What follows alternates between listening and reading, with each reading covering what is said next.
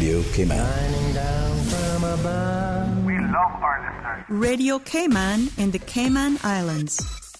For the Record is brought to you by Fidelity Bank. For all your banking and pension needs, call or visit a Fidelity branch today. Vamped Motors, the only authorized Ford and Toyota dealerships serving the Cayman Islands. And Cayman Pharmacy Group, with locations in West Base and professional pharmacy at CTMH Doctors Hospital. The Cayman Pharmacy Group has a location for you just around the corner. And Seaboard Marine. With over 35 shipping ports, find your shipping solution by calling Seaboard Marine at 949-4977. Coming to you live from Radio Cayman Studio. For the record. For the record. Hear from your government officials, independents, and the opposition on issues that matter to you. For the record. Engage in an open dialogue between residents and lawmakers. For the record. For the record. Informative, impartial, insightful. This is your talk show. 1-800-534-8255. Your calls, your input. This is For the Record. And now, your host, Orrett Connor. Good morning and welcome to For the Record. Today is Monday, the 10th day of December, not January yet. I'm looking forward to 2019. The 10th day of December 2018. I trust that everyone had an enjoyable weekend. Those of you who were participating in Christmas celebrations, office parties, whatever, I trust that you enjoyed yourselves. And if you had too much to eat, too much to drink, I trust that you have recovered and you're all raring to go today. For those of you who are traversing the roads of the Cayman Islands as well, we want to urge you to drive cautiously, drive carefully, be courteous on the roads. Forget about the speeding. Look out for those persons who are working on the roads. When you see those traffic cones out there, you should reduce your speed because there is usually someone out there who's working and they have no protection other than those cones sitting on the road telling you that you should drive slowly and that you should be extra cautious when in those areas. I want to thank you, our listening and viewing audience, for allowing Radio Cayman and by extension For the Record into your homes, into your vehicles, as you traverse the busy roads of the Cayman Islands into your places of work, whether it be an office cubicle or if you're working in the outdoors. As you know, For the Record is a show produced by the staff and management of Radio Cayman, and it is geared towards keeping you abreast of issues as they arise and play out on the local, regional, and international scene. I am your host, Orrett Connor, and you're welcome to join me every Monday, Wednesday, and Friday from 7:30 a.m. until 9:30 a.m. Our phone lines are always open, and there is always someone there waiting to take your calls. Normally, that beautiful radio voice of Miss Susan Watson. You can call us on our toll-free number provided courtesy of Flo. That toll-free number is 1-800-534-8255. You can also call us on 949-8037 and 949-6990. If you don't like to talk on the telephone, you can email us at For the Record. That is one word, For the Record, at candw.ky. You can WhatsApp us on 925-3261, where we encourage you to leave us a text message or send us a voice note, the contents of which will be played during the course of the show. And of course, you can follow us on YouTube, simply by subscribing to Radio Cayman live stream. So you have all of those numbers that you can call and engage us in the conversation as well. This morning, it is my pleasure to have in the studio with us representatives from the Department of Environmental Health, and we also have someone from the ministry as well. And I'm going to let them do the honors this morning and introduce themselves. So we're going to start going around the table, and we will be talking about recycling in the Cayman Islands. This time of the year where people are, well, first of all, I've always said that the Cayman Islands have become a throwaway society, just like many of the affluent societies around the world, throwaway societies where you have other jurisdictions where people are scampering to get some of the things that we throw away here in the Cayman Islands. So here at this time of the year where people are putting out unused items, they will be getting new things for Christmas, gifts and everything, and replacing the old ones. And in some instances, they may give them to people. Other instances, they simply put them out there, and then it is left to the authorities to have to deal with the disposition of those items. So we're going to be talking about recycling in the Cayman Islands. I'm going to ask each individual, first of all, I'm going to say good morning, welcome to For the Record. I think for some of you, this may be your first appearance on here, and I just want to tell you that time flies. It goes real fast. So don't let it seem daunting that we're going to be here until 9:30, because before you know it, it will be over. So welcome to For the Record. Good morning, OC. Thank you so much for having us. My pleasure to have you as well. I'd like you to now introduce yourselves to our listening and viewing audience. My name is Nancy Barnard. I'm the Deputy Chief Officer for the Ministry responsible for environmental health. Okay, and that ministry is, I know they're usually pretty long. It's Ministry of Health, Environment, Culture and Housing. Okay, and?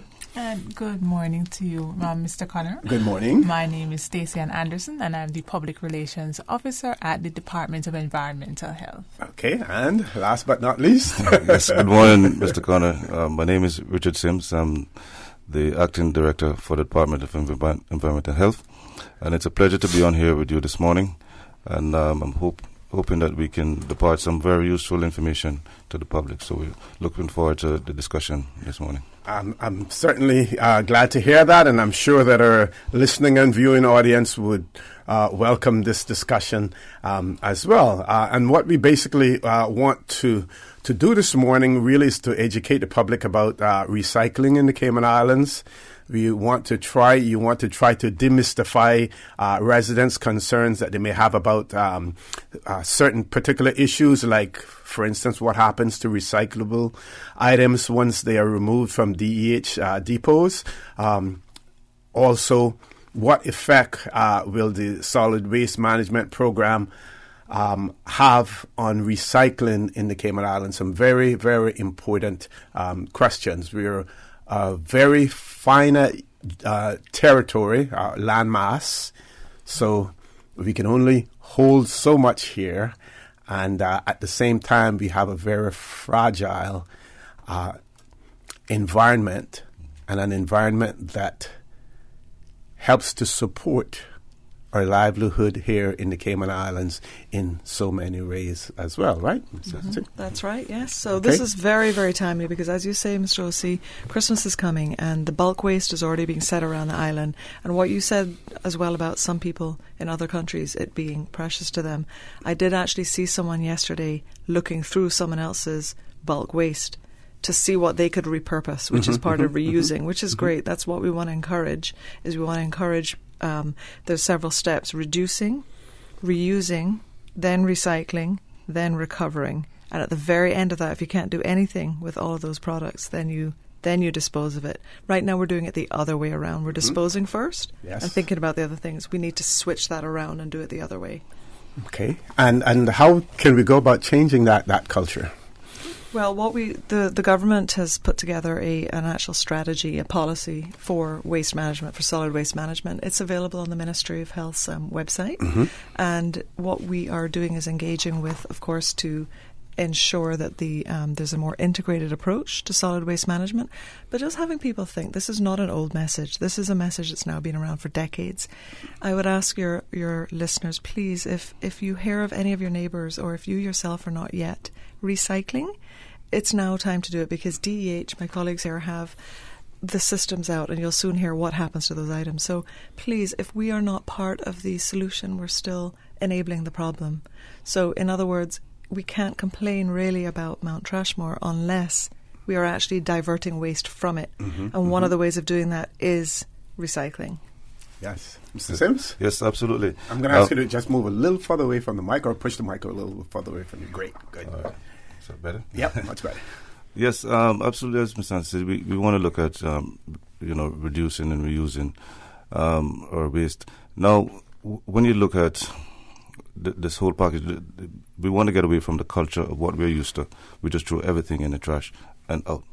And in the trash business, what they always say, another man's trash is another one's treasure, right? Yes. And we literally do that in terms of our waste. So we want to make sure from here on we just continue to educate the public about waste to recycle and encourage them to use the depots that are around the island. So. And one of the things, and I know Ms. Stacey Ann has been doing a great job of, is getting into the schools and educating the kids, because I think once we reach the kids, they're going to be reminding us as adults, listen, you're to recycle this plastic and this metal and and so on, and the cardboards and so on. So we want to encourage people to start to separate, and now is the time to do it, especially around this time when you, as you mentioned earlier, that people are now throwing away a lot of stuff that they no longer want. So, you have to get into the point where if you don't want it, somebody else may want it. So, you pass it on to them to the point where nobody has any longer use for it. Then you put it out if it's bulk waste, especially now that we're actually going through. Well, we're in the final legs really of the bulk waste section cleanup, and that's now we're in the District of West Bay as of today. We want people to encourage people to understand what is recyclable and what's not. Mm-hmm. Speaking of the bulk waste pickup for the holiday season, are there any lessons learned from that process over the years in terms of how we can do it better, especially when it comes to recycling and reusing? Yeah, I think, to be honest, what we've seen this year, to people understand that when we say to separate the metals from your regular, like, for example, grass, and people used to mix everything together and put it out. But now, in this go round, what we've seen people really separating the big appliances, the metals, all those bulky stuff, and which is good. It made the cleanup process much easier. That we don't have to be putting everything into one big mess, So we appreciate that this year, and it went a lot smoother, I must say. Okay, Ms. Anderson, tell us about the public relations. I know it's very difficult to change old habits, and Mr. Sims and Ms. Nancy both spoke about educating young children, the upcoming generations as well. But what can we do to old diehards like myself to change my stance, my position in terms of waste? Okay, well, first of all, it is very important that we understand the impact of proper waste disposal on our society. We need to understand also that it is impetus on us to ensure that we reduce our waste as much as possible. Last year alone, around 96,000 tons of garbage was accepted into the Georgetown landfill. Vast majority, well, not the vast majority, but about 40% of that are items that could have either been reused or recycled in some way or another. So we need to change our mindset. We need to be cognizant of the fact that our actions will affect the environment. It will affect the amount of garbage that goes to Mount Trashmore or to the Georgetown landfill, and we can make a difference. And how can we make that difference? By reducing our waste. By just making a conscious effort to recognize that some of the things that we throw away, they don't need to be thrown away. Some of the things that we purchase, we don't need to purchase. And also, by reusing and recycling. We have depots set up for your convenience, and we ask persons to try as best as possible to utilize those depots to ensure that we can reduce our waste. Okay, we're going to take a commercial break. When we return, the conversation about recycling in the Cayman Islands will continue. Please stay tuned. Don't change that dial. And remember, if you have any questions You can email us, or you can call in as well. When we return, I will repeat those contact details for you as well. So please stay tuned for the record. We'll be back shortly. The Cayman Islands boasts of a long, colorful, and rich history. In tribute to our roots, Radio Cayman, the voice of the Cayman Islands, is pleased to bring you the Historical Vignette Series, sponsored by Cayman National Bank. Visit Cayman National Bank today for all of your financial needs. The Cayman Islands, he hath founded it upon the seas. Glida Forbes, Certificate of Honor, 1916-1991. Glida Forbes was the pioneer of Adventist Christian education in the Cayman Islands. Miss Glida, as she was affectionately called, operated a school in Georgetown for many years. This school was the forerunner of Cayman Academy, formerly Edmer School. Miss Glida touched the lives of hundreds of boys and girls. She can be described as the Mother Teresa of the Cayman Islands, because she took many children into her home and gave them care, nurture, and love. Radio Cayman's historical facts vignettes are proudly brought to you by Cayman National, with branches on all 3 Cayman Islands. Visit Cayman National Bank today for all of your financial needs. I need a bank that is convenient for me. What do you mean? I need a bank that has easy-to-find locations and plenty ATMs when I need cash on the go. Oh, well, that's easy. You need to bank with Cayman National. They have 7 customer service centers and 23 ATM locations. The newest one is at the East End Post Office, and I hear there's more to come. Well, sounds like I need to bank with Cayman National Bank, the convenient bank, because they seem to be everywhere. Yeah, that's true. Cayman National is everywhere. Surely they are Cayman's convenient bank. Cayman National Bank. We're here for you.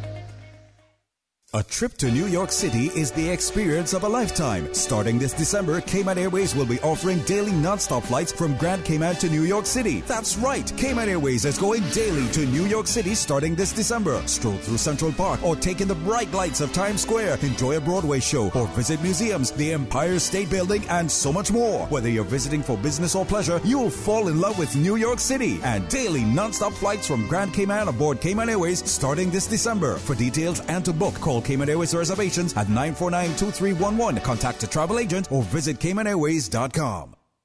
You remember the sale at Vamped Motors? Yeah, the Your Sale, Your Choice. The one where you can get cash back or can put the savings to extend the warranty or upgrade features? Yes, it's still going on. But now you can get $8,000 off a new Ford Ranger truck. $8,000, you know? You for real? Come see for yourself. While they still have so much to choose from, save big during Your Sale, Your Choice at Vamped Motors. With almost every vehicle on sale, you decide whether to get your dream ride at its lowest price. Take cash back, add years to the warranty or service plan. Choose an add-on or mix your options. Your sale, your choice, because you know what you need, and Vamped Motors will help you drive it home. Vamped Motors on Walkers Road. My dad is the best. He was always there to protect me and guide me to be a better person. He helped shape me into the woman I am today. But I was never prepared for the day that I had to take care of him. It was terrifying and a total role reversal. But I will always be there for him like he was for me. When it comes to his medical care, I always go where he did. West Bay Pharmacy. CTMH Doctors Hospital Pharmacy understands the importance of the careful decisions you make every day for your family. Our staff work towards healthcare excellence and providing the most current and up-to-date training with pharmaceutical care, so you can feel confident in knowing that your family is safe with the right medication. At CTMH Doctors Hospital Pharmacy, we take care of your health. System 1 loaded. 1-800-534-8255. What is on your mind when it comes to the government, independence, and the opposition? Issues that matter to you. 1-800-534-8255. Waiting to hear from you. For the Record with your host, Orrett Connor. Good morning and welcome back to For the Record. In the studio, we have representatives from the Department of Environmental Health, and we're talking about recycling in the Cayman Islands. And before we go on to the question about what happens to recyclable items once they are removed from DEH depots, We have one caller who is not online but has asked the question, for those persons who are elderly and are unable to take their items to the curbside, is there any assistance that can be rendered to them? Now, that's almost personalizing the service, but Miss Nancy? Well, if I may, Mr. Sims could talk more about the potentiality of rolling out curbside service, but I know that's not something in either the short or even the medium term right now, just because looking at the overall what we have to do. But for the elderly and for persons who cannot get to behind the various grocery shops to put them in the depots, I would really recommend that they speak to their neighbours and ask their neighbours. I'm sure there's some teenagers or, some other adults who could help them take their things. There are also businesses, there's some small businesses as well as large businesses that will pick up from the home itself. So if they just do a search, they can find, the names of those businesses that will take care of that. But if they want to do it for free, certainly their neighbours can assist. Right. Okay. Mr. Sims? That is something we'll probably have to look at in the shorter term or medium to long term as well, because when you're talking about sending the troops out, they literally have to get out and get into the homes and assist in that way, which can be time consuming. But nevertheless, like Ms. Nancy said, you can call on other businesses that do provide recycling services, and they will come out and collect your metals and your plastic and stuff like that. But hopefully, when we roll this thing out and, a bit more down the road, then we'll be able to have different bins placed at people's home, that it'll be much easier for them to just drop it in and people collect it. We hope to see that one day. Please don't wait for that. That might not be for years. So absolutely. We really have to do our part. It's really just forms part of a habit on your way to work or school, just to drop those things off. And it's especially when you go. What we want to encourage people to do, especially when you're going shopping, because they're located at the supermarket, right? That's the time you want to be thinking, okay, I need to make sure I'm heading off to the supermarket, then I'm going to carry my recyclables, So we want people to make sure that they bear that in mind. We want to change the culture of throwing everything in the bin all at once. Help us to reduce the landfill. Okay. And that's the mission. Okay. And in speaking of recyclables, how does an individual know what is recyclable and what isn't? All right. For example, with the plastics, we only recycle number 1 and 2 plastic. So, you have the recycle symbols that are placed on most of those plastic containers, and the numbers are stamped right in the middle, right? So you want to flip, and most of them you have it on the very bottom of the container. So you flip it over, and if you see 1 or 2 on it, then that's recyclable. Anything else, any other number? Well, we're not really interested in that, right? So it's just basically number 1 and 2 for plastic, and we do metals as well, and cardboards. Now, a good thing I want to mention here in relation to the cardboards, we prefer if people would take just a little extra time and fold them before take them to the depot, because you see, if you take the full box and you throw it in the recycle bin, it within no time it's filled up, right? And then people thinking, oh gosh, this thing is flooding over, so I don't have room to put anything. But it will help if you just fold it and or roll it, and then you throw it in. And to add to what Mr. Sim said, very important with aluminum. It used to be we just did aluminum cans. We can now do all our steel. So the cat food containers, tuna and all of that stuff. Soup cans, you can now do that. Just rinse them out, peel off the label. And so most things can be recycled. Maybe Stacey Ann has more. Sure, Ms. Anderson. Right, but there's something that I need to add as well, because Mr. Sims mentioned cardboards. So we recycle paper and cardboard items and paperboard items as well. But what we have found is that a number of persons are not understanding that we are not able to take every type of paperboard item. And so our milk cartons and our juice cartons we find a lot of those being placed into the recycling container.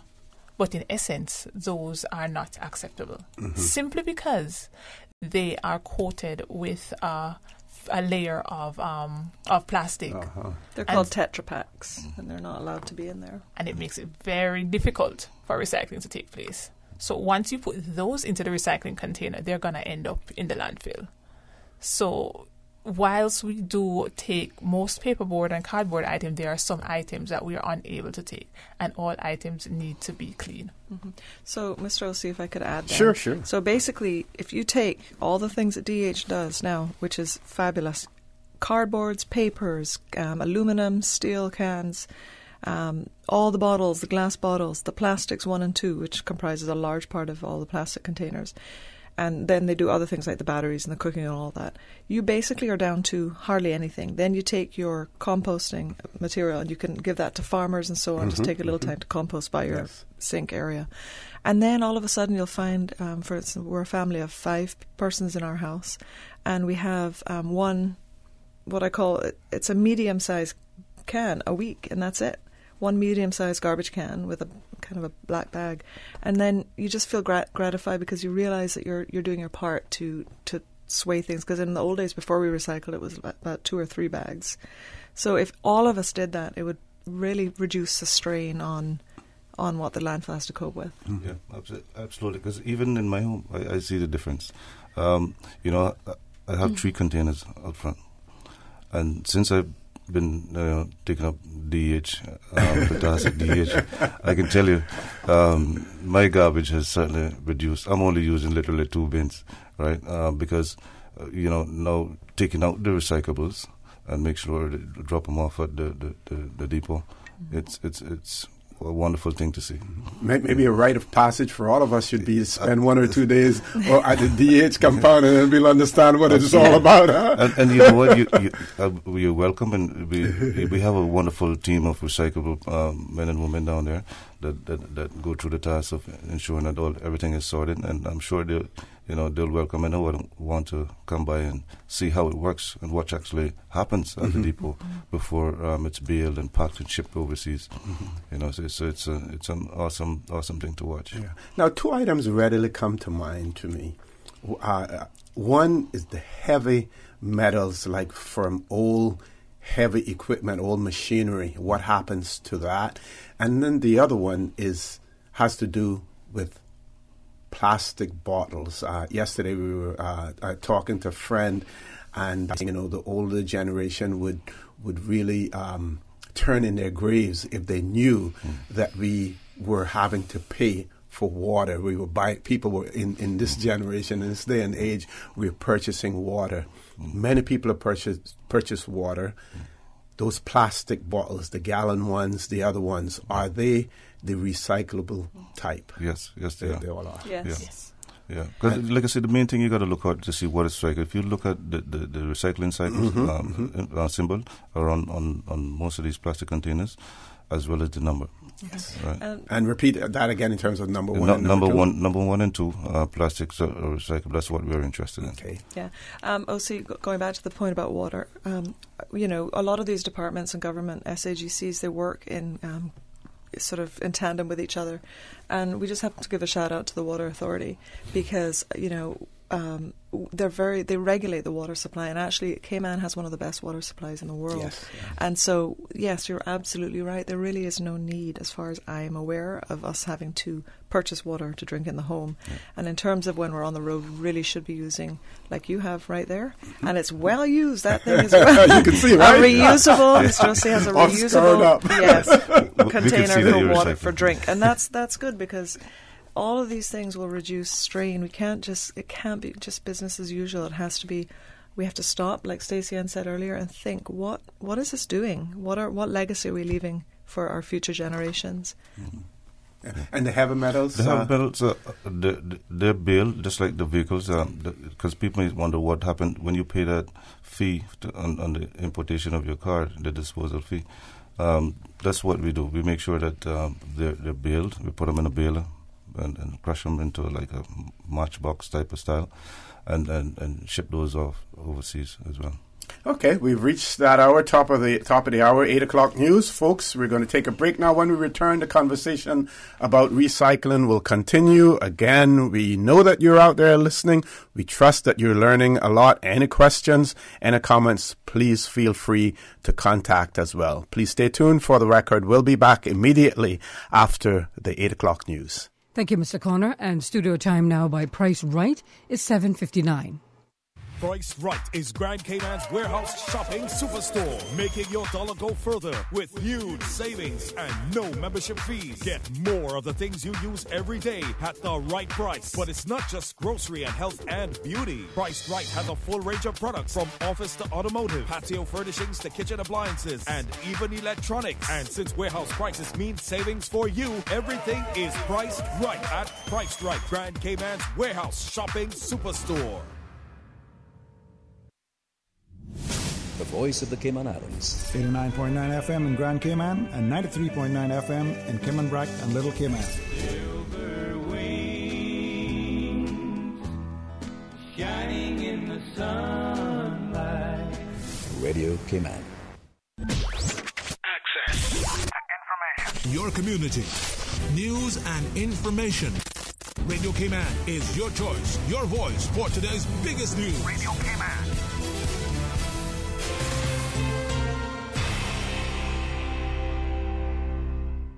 With your latest news, I'm Carsley Fuller. There's still time to register for kids to join Cayman Drama Society's upcoming Christmas Play in a Day. I spoke with Education and Programs Officer Kirsty O'Sullivan about the upcoming workshop. What's the Junior Acting Christmas Play in a Day? Our Junior Acting Christmas Play in a Day takes place on Saturday the 15th of December from 10 a.m. till 4 p.m. at the Prospect Playhouse and costs $50 CI. This is its third year running and it is a really popular workshop in the festive season. Who exactly is it targeting? Students from ages 8 to 14 can join us for this class. They just need to bring a packed lunch and plenty of water. We begin at 10 a.m. and we start to create and devise our very own Christmas show. And by 3:30 p.m. we have one ready to go and an audience can come and watch this.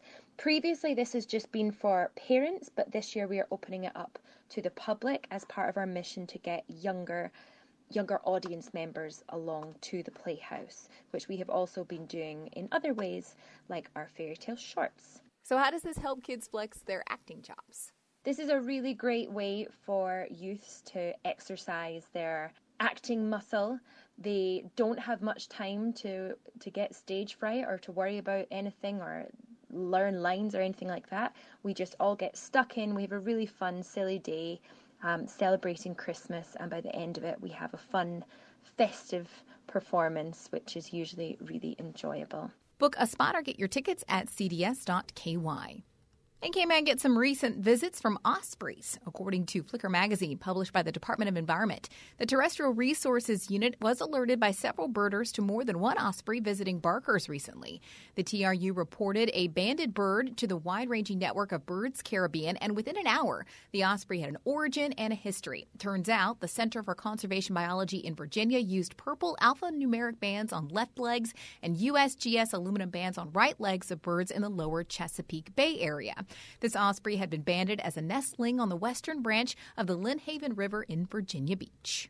Now with the check of international news, here's the BBC, who will take us out of the newscast. I'm Carsley Fuller from Radio Cayman's newsroom. BBC News, I'm John Shea. The British government is postponing a parliamentary vote on its Brexit deal, which had been due to take place on Tuesday. The government will make a statement on the issue in a few hours' time. The Prime Minister, Theresa May, had been facing a likely defeat on the issue. Critics say her Brexit plans are now in chaos. Earlier, the European Court of Justice ruled that Britain can cancel Brexit without the consent of other EU member states. The judges said that a country was free to change its mind until the withdrawal process was complete. More than 150 nations meeting in Morocco have adopted an international agreement on managing migration. The UN Pact aims to improve cross-border cooperation and protect the rights of migrants, but critics have suggested it will fuel migration. The United States and at least 6 EU countries have rejected the agreement. The French President Emmanuel Macron is trying to reassert control after a month of violent anti-government protests by the grassroots Yellow Vests movement. He has been meeting trade unionists and business leaders ahead of a national address later. The governor of India's central bank has resigned. In a statement, Urjit Patel cited personal reasons, but his resignation comes amid reports of growing tension between the bank and the Indian government over alleged interference from ministers. A political crisis is deepening in Somalia, a day after dozens of MPs began impeachment proceedings against the president. On the streets of the capital, Mogadishu, there have been rival demonstrations by supporters and opponents of the motion. And a court in London has ruled that the Indian tycoon Vijay Mallya should be extradited from Britain to India to face fraud charges.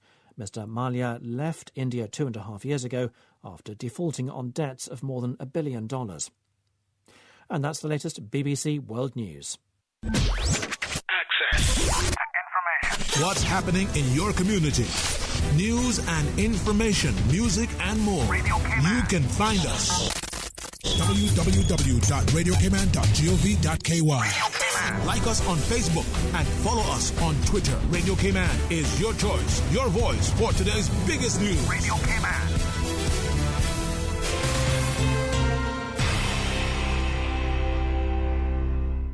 Healthcare Pharmacy in Governor Square and Grand Harbor is now fully stocked with the best from Hallmark. This means Christmas cards, gift wrap, gifts, photo frames, soft toys, toys for boys and girls, and toys for babies and toddlers. For the love of your life, Healthcare Pharmacy is stocked with fragrances, cologne, and perfume collections. For those who like to spoil themselves, pick up a spa gift bag with all the goodies in it. Don't get caught empty-handed this Christmas. Fill up that space under the Christmas tree with the help of Healthcare Pharmacy, now in Governor Square and always in Grand Harbor.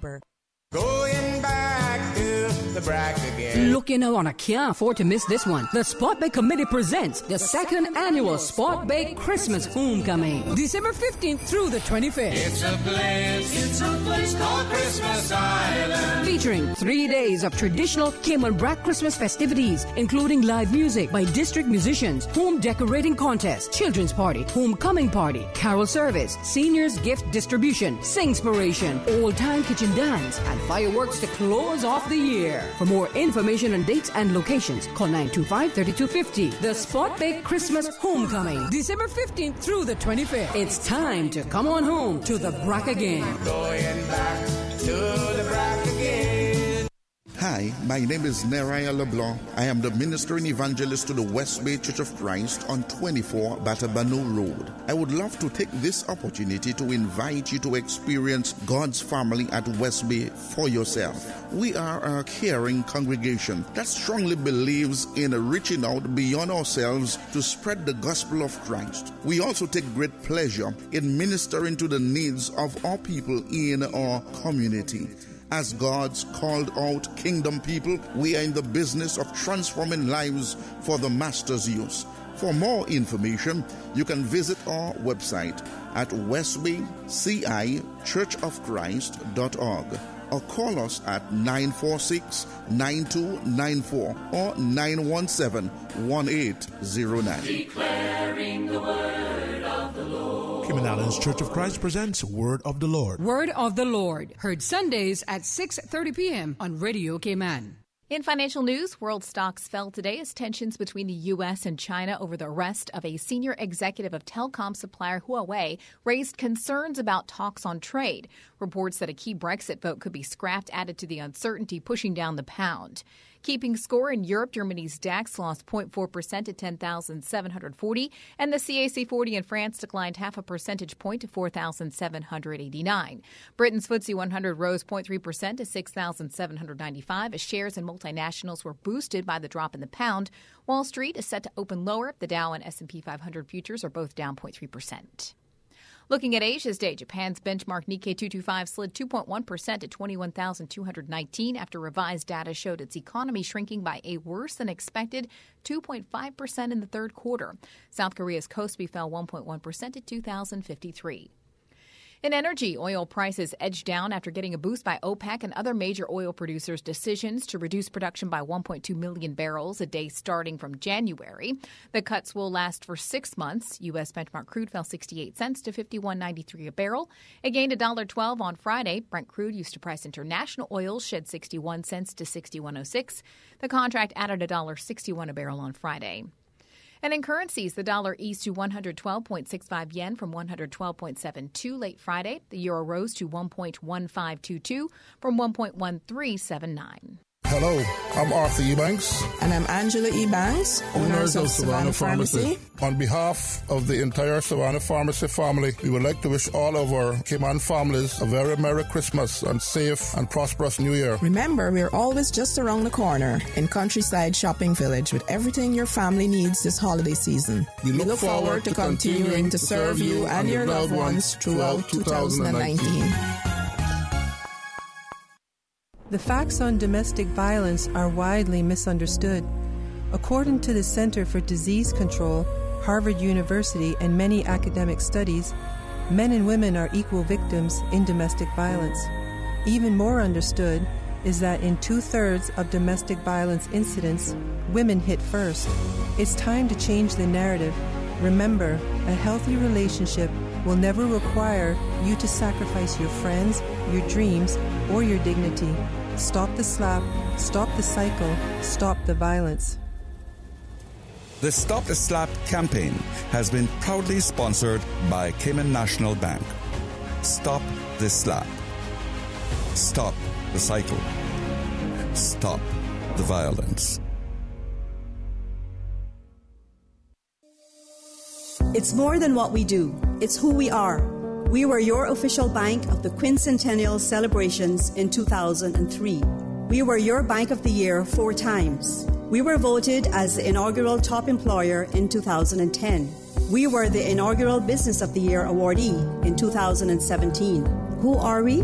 We are Cayman National, your local bank, proudly serving you for over 40 years. It's because of you that our journey continues. Your weather update after 8 is brought to you by Brand Source Home Gallery, creating elegant bathrooms with European-style fixtures and fittings. Good morning. Time now for the latest weather report. Current temperature is 77 degrees. Relative humidity is 95%. Barometric pressure 30.02 inches and rising. Winds are calm. Overnight low temperature was 72 degrees. Synopsis indicate light and variable winds, which will give way to moderate northerly winds across the Cayman area for the next 24 hours as a cold front approaches the Cayman area by this evening. Radar images show scattered showers in and around the Cayman area, with a cluster of showers laying just east of Cayman Brac. The forecast for the Cayman Islands today calling for partly cloudy skies with a 30% chance of showers, and temperatures will be in the mid to upper 80s. Your winds will be light and variable, and seas will be slight, with wave heights of 1 to 3 feet. Tonight, partly cloudy skies with a 40% chance of late-night showers, and temperatures will be in the mid-70s tonight. Your winds will be northerly 10 to 15 knots with higher gusts, and seas will be moderate with wave heights of 3 to 5 feet. Higher swells are likely to be experienced from later tonight. Small craft warning will be in place from tonight. High tide will be this afternoon at 12, low tide this evening at 6:24, and a high tide again tonight at 11:20. The sun will set this evening at 5:47 and will rise tomorrow morning at 6:50. And the outlook is calling for moderate to fresh northerly winds and seas from tomorrow morning as a cold front moves into the Cayman area. Fresh winds will support rough seas along with some swells over the western and northern coast of Grand Cayman, and by tomorrow evening over Cayman Brac and Little Cayman. A small craft warning will be in place from later tonight and is expected to remain through possibly Wednesday night. That's the very latest on your weather report.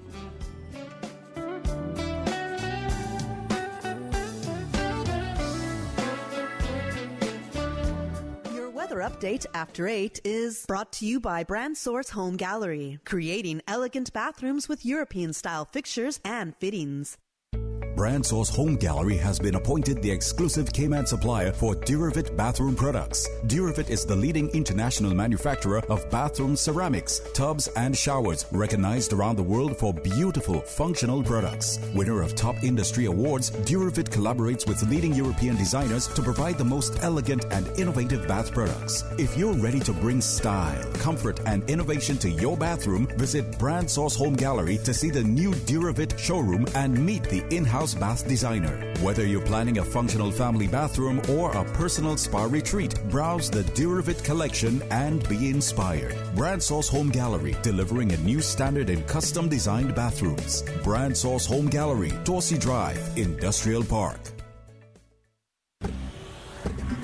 Good morning once again, and time to take a look at what's happening traffic-wise.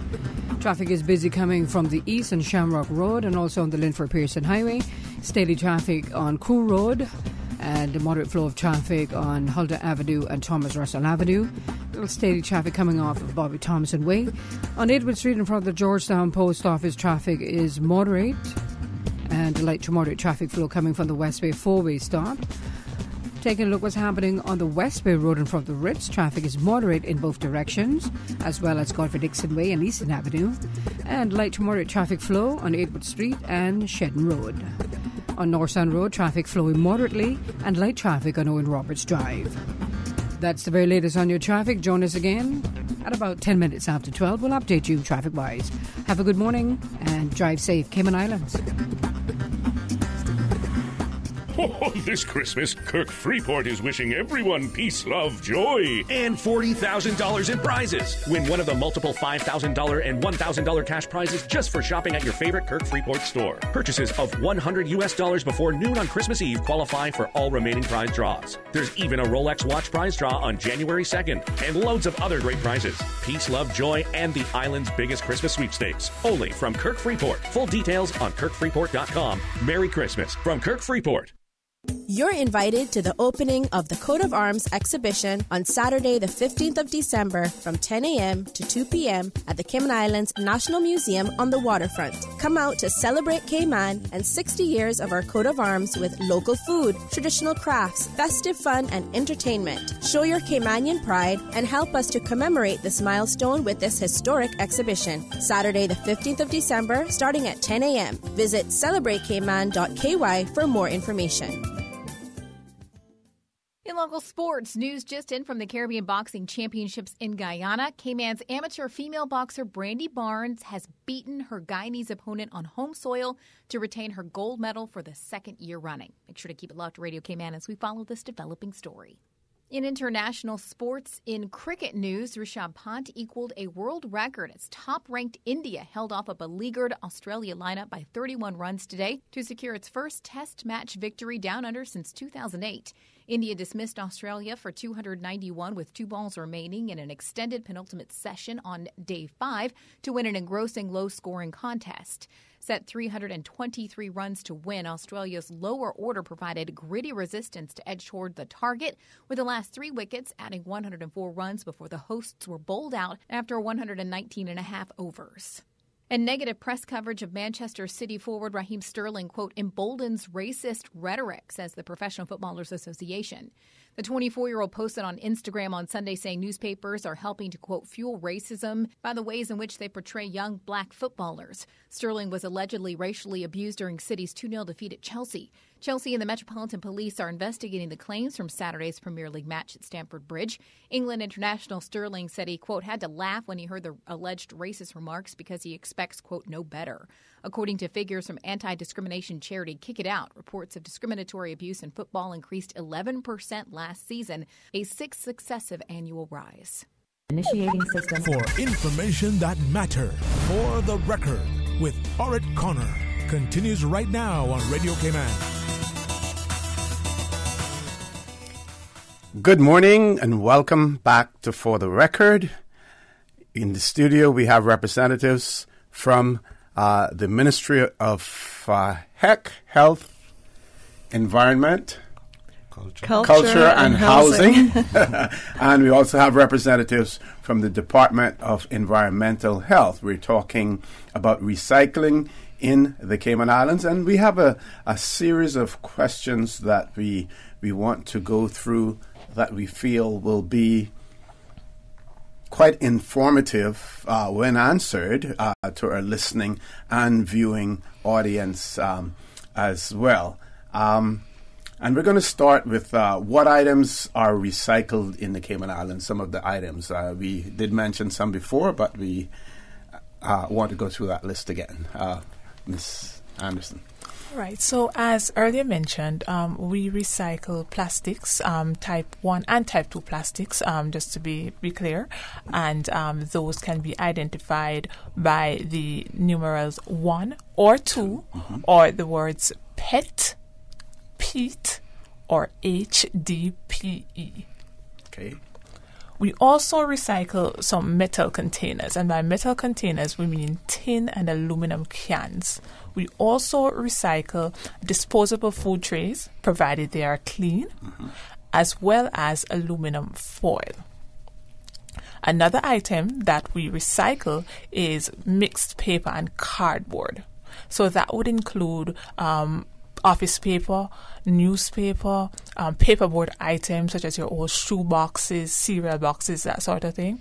But we also remind residents that we are unable to accept cartons, juice cartons, milk cartons, because these are considered to be Tetra Paks because they have a layer of plastic that is coating them, and it makes it very difficult for those to be recycled. Additionally, we accept glass and ceramic items. Okay. And then the other question that we have is what happens to recyclables after they are collected from the depot? But before we answer that question, let's talk about the depots themselves. Sims? The depot, we have an awesome set of people, that staff members that manage the recycle depot. Once the recyclables come in, they're offloaded, and they go through a sorting belt where we sort the plastics from cardboard and all these sort of things. Then what happens? They're baled, and once they're baled, they're then stored into the containers and shipped off the island to a waste facility in Miami. Okay. And let's talk about some of the major challenges that we face when attempting to recycle. Ms. Nancy? Well, I think Stacey and the rest of the panel touched on it before. It's basically a paradigm shift in our thinking. I'm not sure the percentage, maybe our DH colleagues could say that. They are noticing the increase in recycling, but I would guess that it's not a large take-up yet. Do you all know what sort of percentage we might be looking at? For the metals, we're looking at around 32 tons per month average. And when it comes to the plastic, we're looking at roughly around 4 tons plastic coming through, as well as paper, 5 tons. Okay, so basically we just need to start really looking at those and crunching those numbers and seeing, well, what kind of reduction are we getting on the landfill because it's actually being recycled, which again makes the government some money. So I think just changing our culture, our shift of, to go back to how it was in the old days where we took care of things and we made sure that we, reuse things and valued things. So even trash, the saying trash is treasure, this can be, actually used to sell on to recyclers in, I guess, Florida, is that where it goes? So that's the first thing. The second thing is getting there. So access. We had a call. Somebody was asking how an older person could get it there.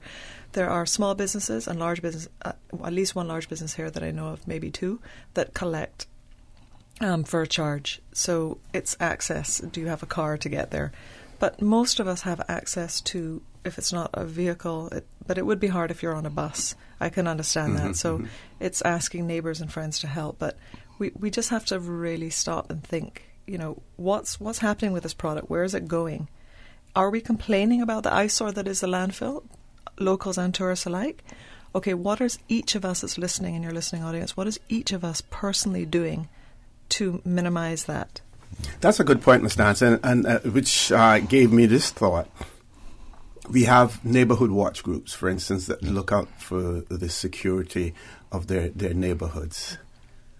How can we encourage such groups to get involved in recycling? So if you live, for instance, in a gated community, how can you collectively put some of those recyclables together so that they're all in one spot. And it doesn't have to be a gated community. It could be an ungated one as well, but working as a group rather than individually. Yeah, and I'm glad you mentioned that, because I can tell you what I've seen, at least in Prospect area, where the community group there get together and they do cleanups.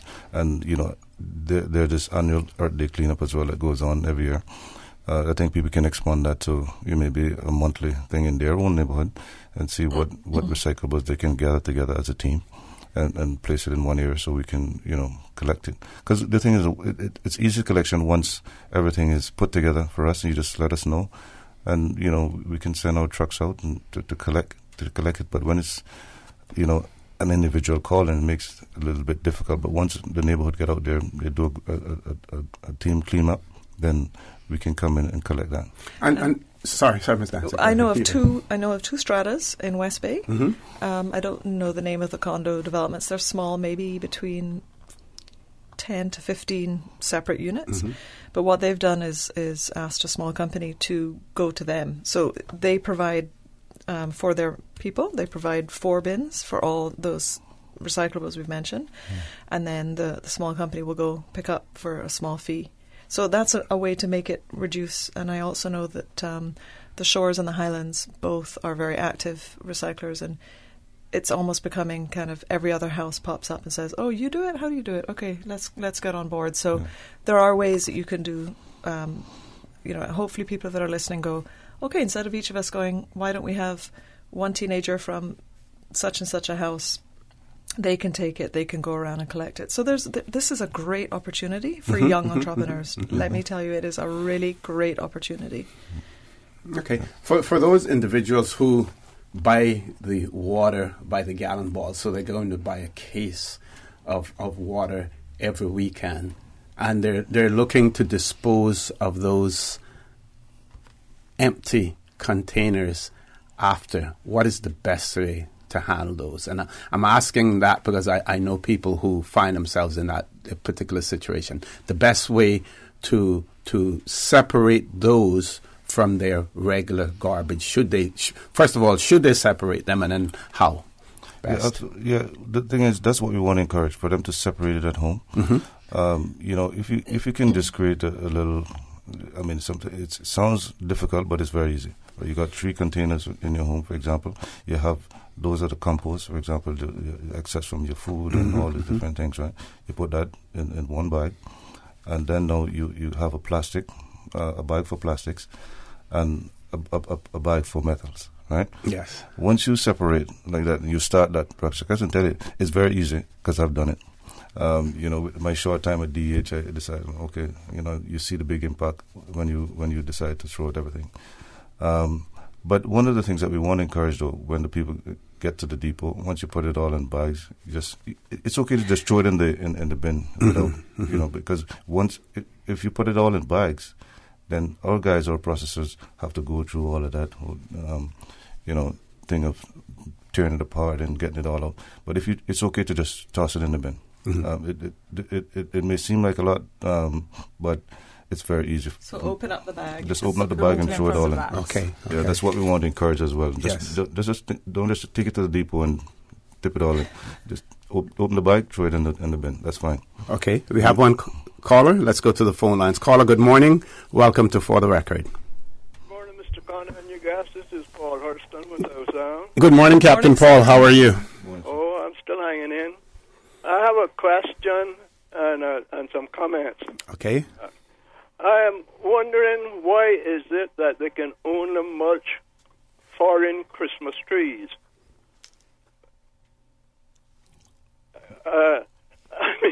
All this, the vegetation, because I'm a frequent visitor to the dump up there. And 10 years ago, I met a legislator, a cabinet man, and I asked him the question, why is it that you have to... all of this vegetation that they had to was dumping up there. Oh, Captain Paul, that's a good idea, but that's not my portfolio, and I'm going to pass this on. And because all those places up in East End and where they have dug these pits for tomorrow, they could be deposited in them after many years, they would form soil, and it could be ooze again. And also, if it's mulched, you could. I'm sure they could sell it or give it away, get rid of it, put around the fruit trees. It keep in the summer time you wet that down. It keeps the roots cool. Mm-hmm. It's a multi-purpose thing. It could be done. I don't know why. I have been over the last 20 years. I've been talking about this, but it's fell on deaf ears, and that's my question. Okay, Captain Paul, Mr. Sims is going to respond to you. Yes, good morning, Captain Paul.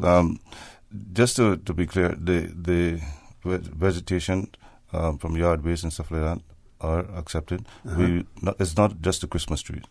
We for example, somebody want to clear the property, and they've cleared it. They take the trees and so on down to the landfill. We put those through what we call a beast, and do all the shredding and mulching of it. Mm-hmm. But currently what we do now with it, we use it in the landfill. For cover. So it is, we are making use of it. But as he mentioned, we would like to give some of that to farmers and so on if they're interested in it. But we want to make sure that it's not contaminated either, because we want to make sure that because once it's contaminated, you got to be careful what they go and spread it into to other things. But we do use it at the moment, and it's not just Christmas trees. So we just want to make that clear. And the trees on your property, because I can tell you that machine works well, and it's an awesome machine. It can take small trees to big trees. Yeah. So. Can I also add to that, to what Mr. Sims said, Captain Hurlson, that's a very good point, because I believe it's about 30% of the waste stream that is this kind of yard waste, so it's a huge bulk of it. And in the future, when we do this integrated solid waste management, what we call the ISWIM system, which we're working on, and getting waste to energy and so on, that is part of the plan, is having a really big windrow composting scenario for this. I'm not sure of the technical details. Mr. Jim Schubert, who's a project manager for that, is really adept with that. But everything's going to get better. But as Mr. Sims says, right now there is capability to call in and say, I'm clearing this land and I'd like to get the mulch from it. But I think you'd have to contact the department for details. Okay, yeah, because I think I'm wondering what Captain Paul meant, if he meant after the Christmas, we have a designated area where we say you can drop your Christmas trees off, and we will mulch them. Mm-hmm. And rather than it just being Christmas trees, why can't people drop other vegetation there for it to be mulched as well? Yeah, they can, but you see that's when the contamination will become. Yes, if you want to reuse it for farm purpose. You have to be careful when you do that. But so when we have the Christmas recycling event going on, it's all about that type of tree. Yeah.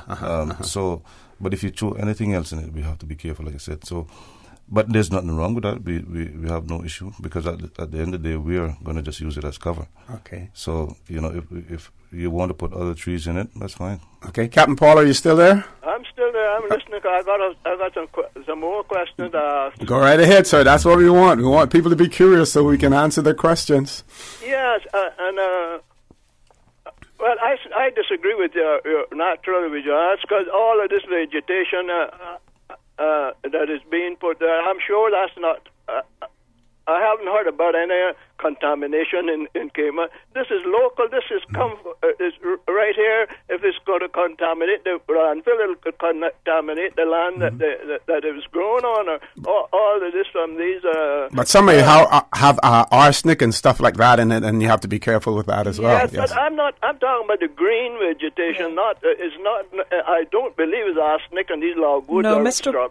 Captain Paul, I think what Mr. Sims was referring to, what I've seen is when they have an area for green yard waste things there at the landfill drop off where the public goes, people aren't as dedicated as you, and they'll fling everything in there. You've seen cement, you've seen trash. I mean, so it's all mingled in there, and so it's construction waste. It's really hard for them to pick through it and time consuming. I think that is a problem. You'd have to have someone staffing there to make sure that when it comes in, that's what we're talking about when we say contamination. Yeah.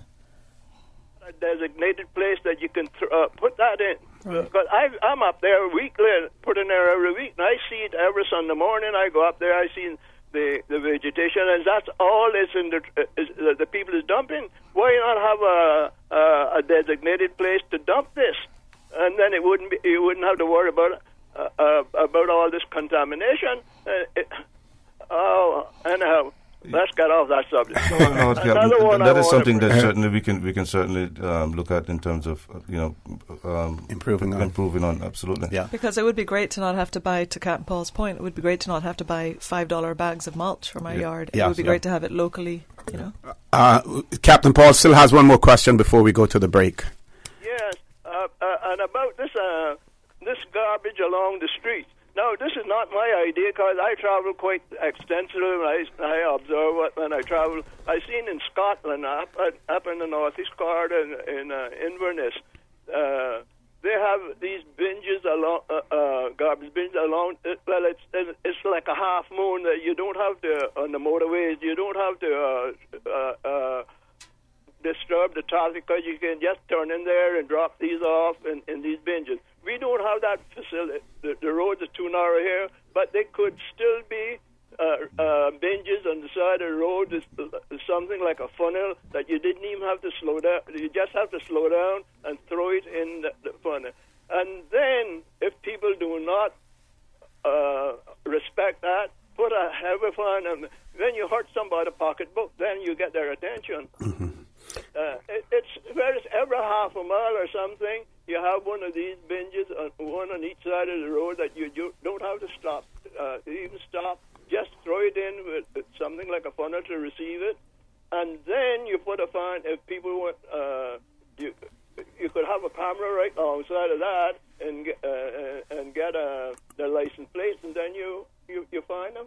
Once you start doing that, you'll find that you'll get a reduction of this garbage along the road. Okay, Captain Paul, I'm going to ask you to leave us there. We've passed our commercial break, but some very good questions and observations from you, and I want to thank you very much for that. Folks, we're going to take a commercial break. When we return, the conversation about recycling in the Cayman Islands will continue, so please stay tuned. The Cayman Pharmacy Group would like to thank the Cayman communities for their continuous support for over the past decade. CTMH Doctors Hospital Pharmacy opened its doors in March 2000. West Bay Pharmacy first opened their doors in March 2004. The Cayman Pharmacy Group was established in July 2007. Throughout the years, our CPG family has provided more than just pharmaceuticals to our loyal friends and customers. The Cayman Pharmacy Group has protected the lives of our medical community by securing the best healthcare advice and pharmaceutical services.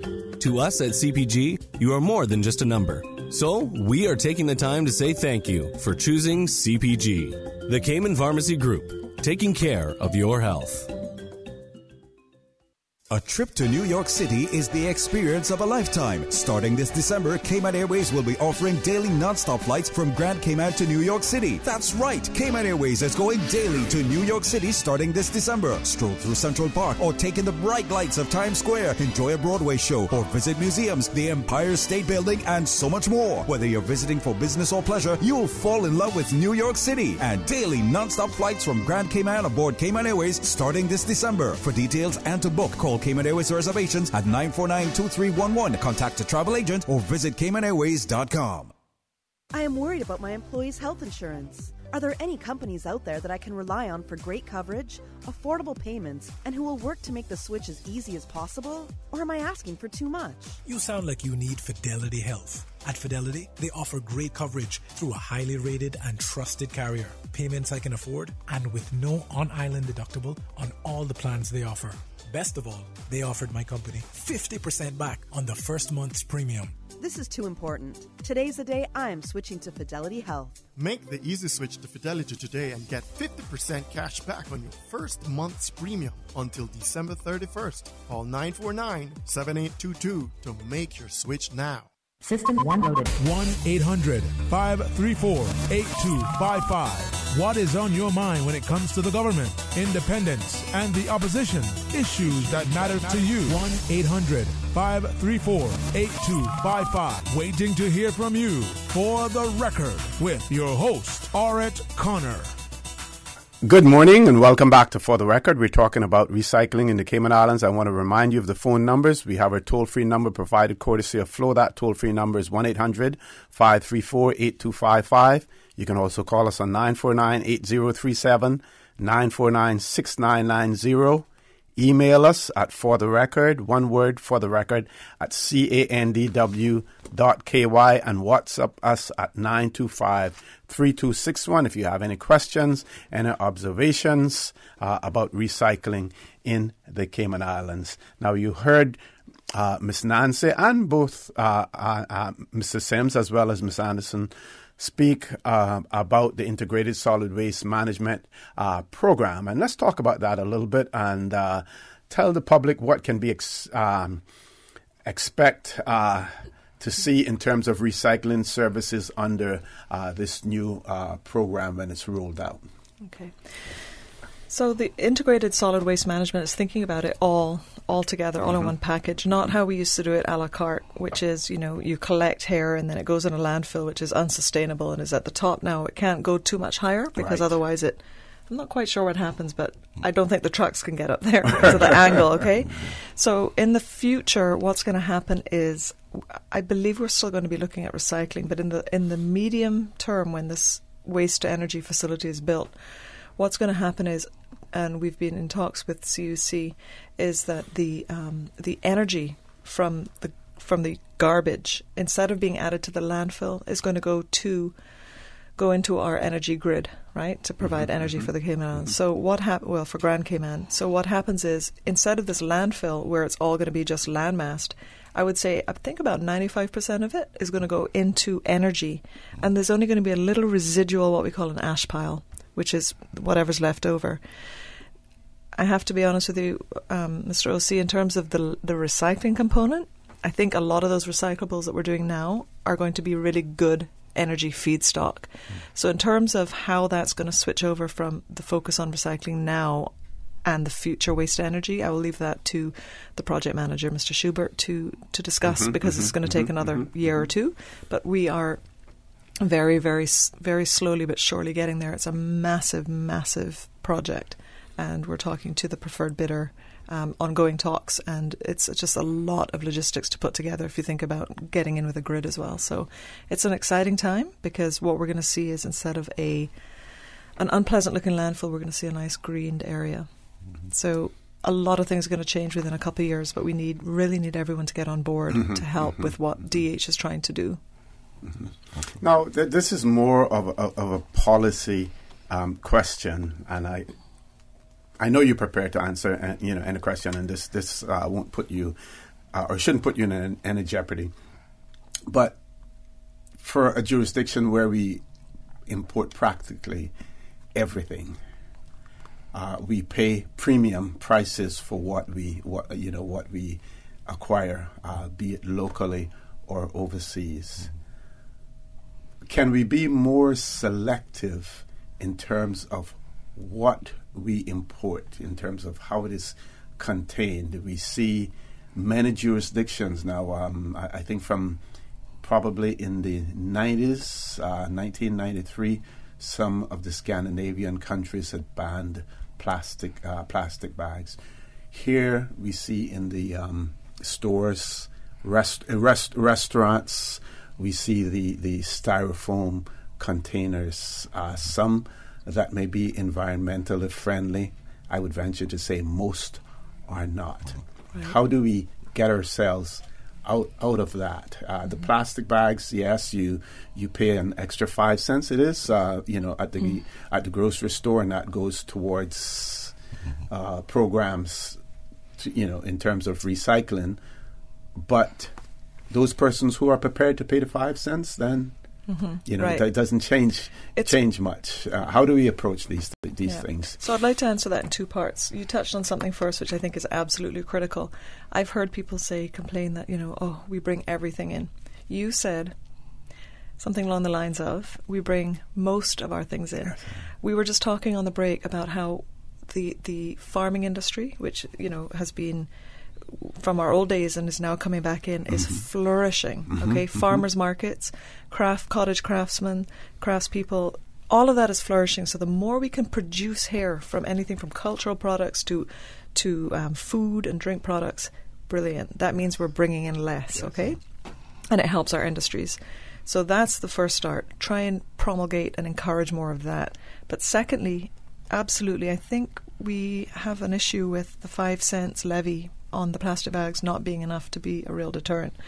So with thanks to a bunch of children who back in June of this year, they did a petition saying let's ban single-use plastics. Specifically, they were looking at bags and straws, which, as we know, cause a tremendous amount of ocean damage. I mean, you just have to read any news any day and see which turtle or which whale had so much plastic in, and we've found that it's in mother's breast milk in humans as well.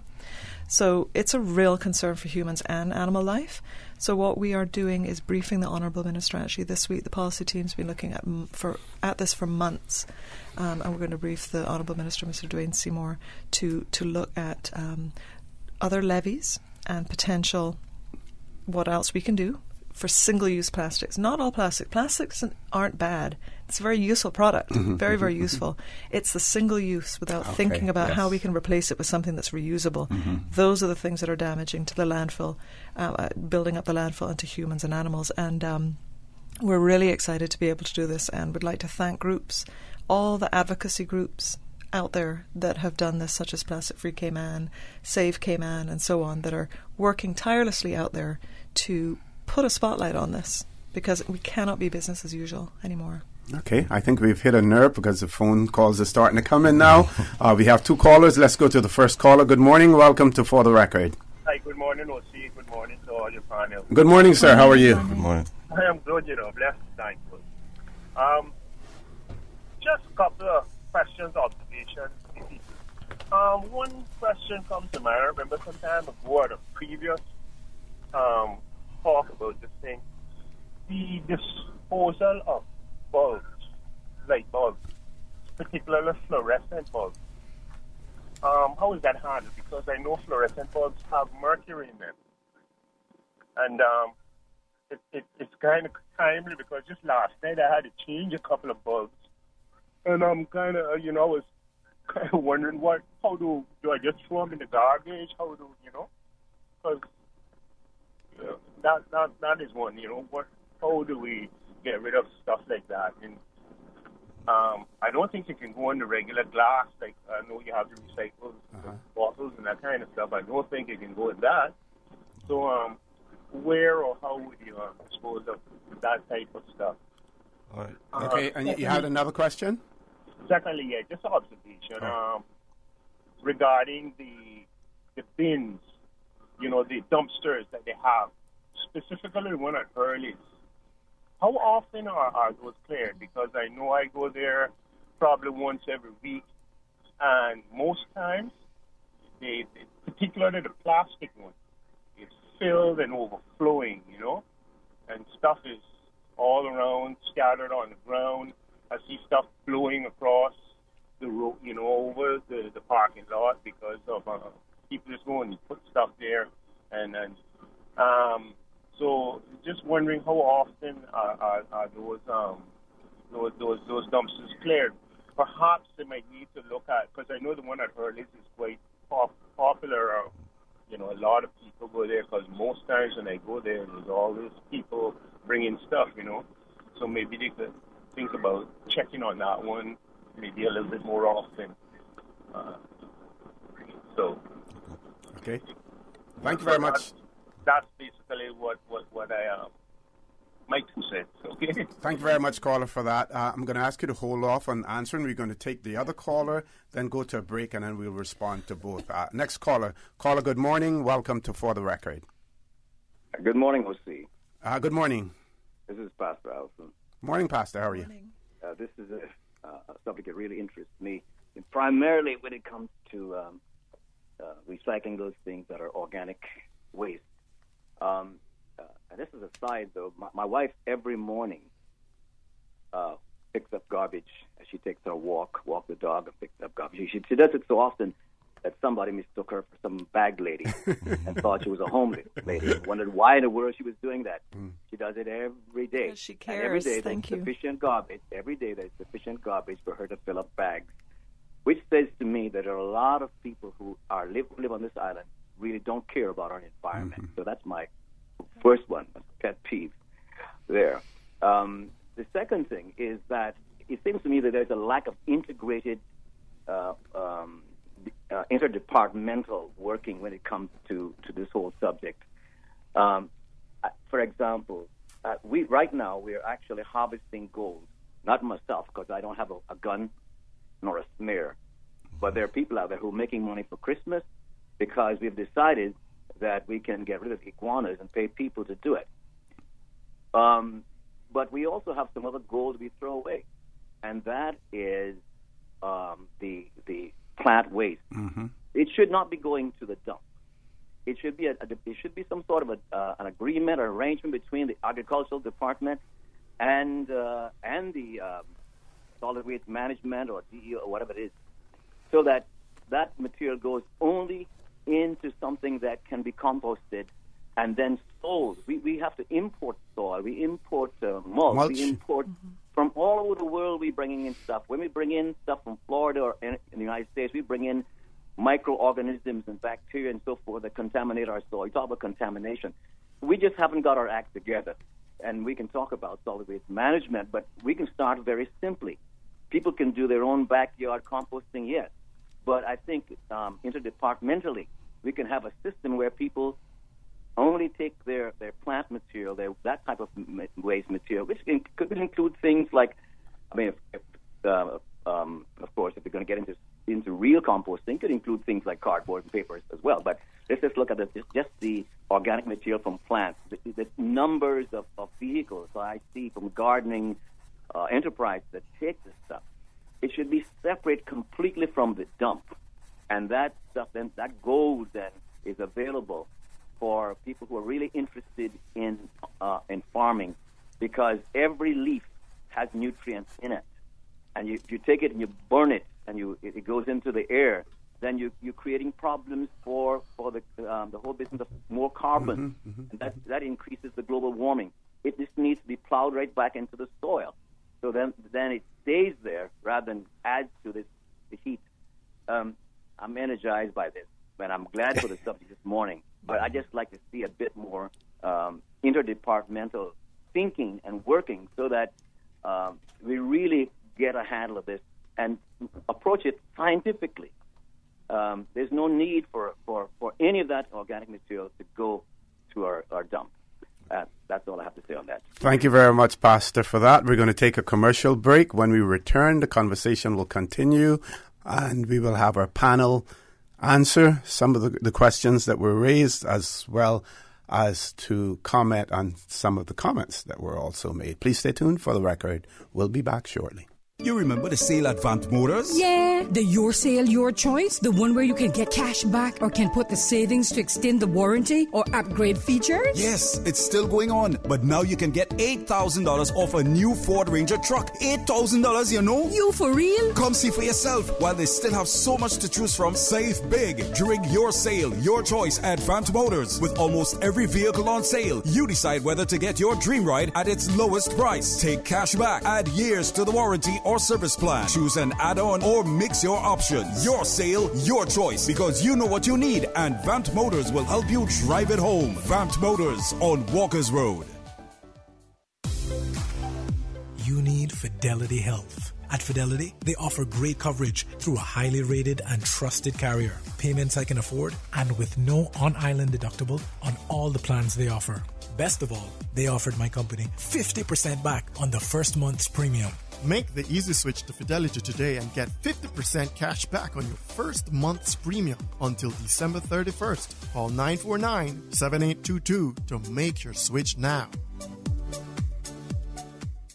Retain your peace of mind by installing a reliable generator, knowing that your family is safe and secure during a power outage. At Corporate Electric, we care about the well-being of our customers and their loved ones. We are the official distributor of Kohler SDMO generators in the Cayman Islands and can conduct a free assessment of your house to suggest the perfect fit. Call us at 946-2277. Visit our website or the Facebook page for more details. Initiating system. For information that matter. For the Record with Orrett Connor continues right now on Radio Cayman. Good morning and welcome back to For the Record. We're talking about recycling in the Cayman Islands. We've had some calls, comments, suggestions as well, and I want to give our panel an opportunity to answer now. So we will turn the mic over to Mr. Richard Sims, who is the Acting Director at the Department of Environmental Health. Mr. Sims. Yes, thank you. First, I want to commend the callers for the actions that they're taking in terms of they're doing their part in recycling, and I commend them for that, and I hope others follow suit. In regards to the bulbs, the situation with the bulbs, yes, I would encourage the caller to label those in a bag and just deposit those directly at the landfill, so that we can. I wouldn't encourage for that to go in the recycling aspects of things, because that now becomes contaminated. Right. So we just want to make sure that is clear. So just separate that, drop it off at the landfill for us, and we'll take care of it.